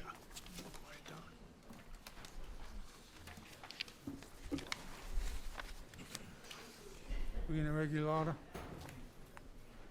I'm just waiting for them.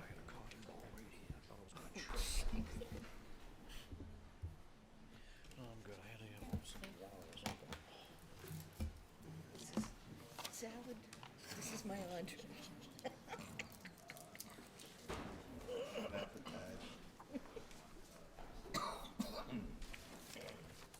Next item on the agenda, we have, under unfinished business of preceding meeting, we have an order to amend the Woburn Municipal Code, Section 2-41, changing Personnel Department to Human Resources Department, as well as designating the mayor as appointing authority for the Human Resources Department.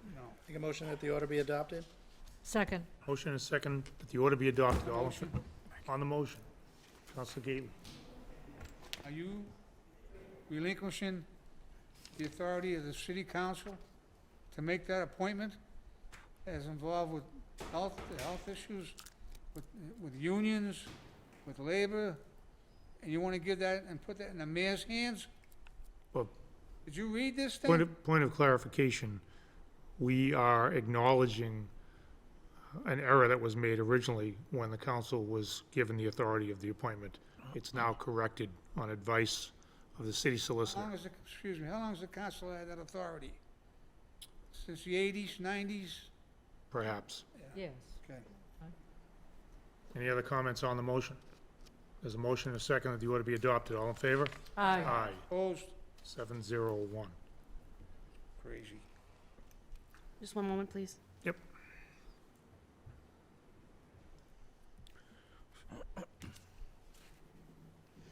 Next item on the agenda, we have an unfinished business, is an order to amend the Woburn Municipal Code, Section 2-180, base salaries for the water treatment plant manager. Make a motion that the order be adopted. Second. Motion second, the order be adopted. All in favor? Aye. Aye, 8-0. Next item on the agenda, we have on the committee reports, is a committee report was received ought to pass from finance for the following. The order that the sum of $4,196,640 be and is hereby transferred as so stated from the stabilization fund accounts to various capital projects. The capital budget fiscal year 2023 is attached. Make a motion that the committee report be adopted. Second. Motion is second. All in favor? Aye. Aye, 8-0. Next item out of the Finance Committee, a committee report was received ought to pass for the following. The sum of $218,775.12 be and is hereby transferred so stated from the mayor's salary account to various departments. This is for the SEIU, DPW, cemetery, and parks contract settlement. Motion that the committee report be adopted. Second. Motion is second. All in favor? Aye. 8-0. Also from the Finance Committee, a committee report was received ought to pass for the following. Ordered that the sum of $20,000 be and is hereby transferred as so stated from the Traffic Safety Infrastructure account to account number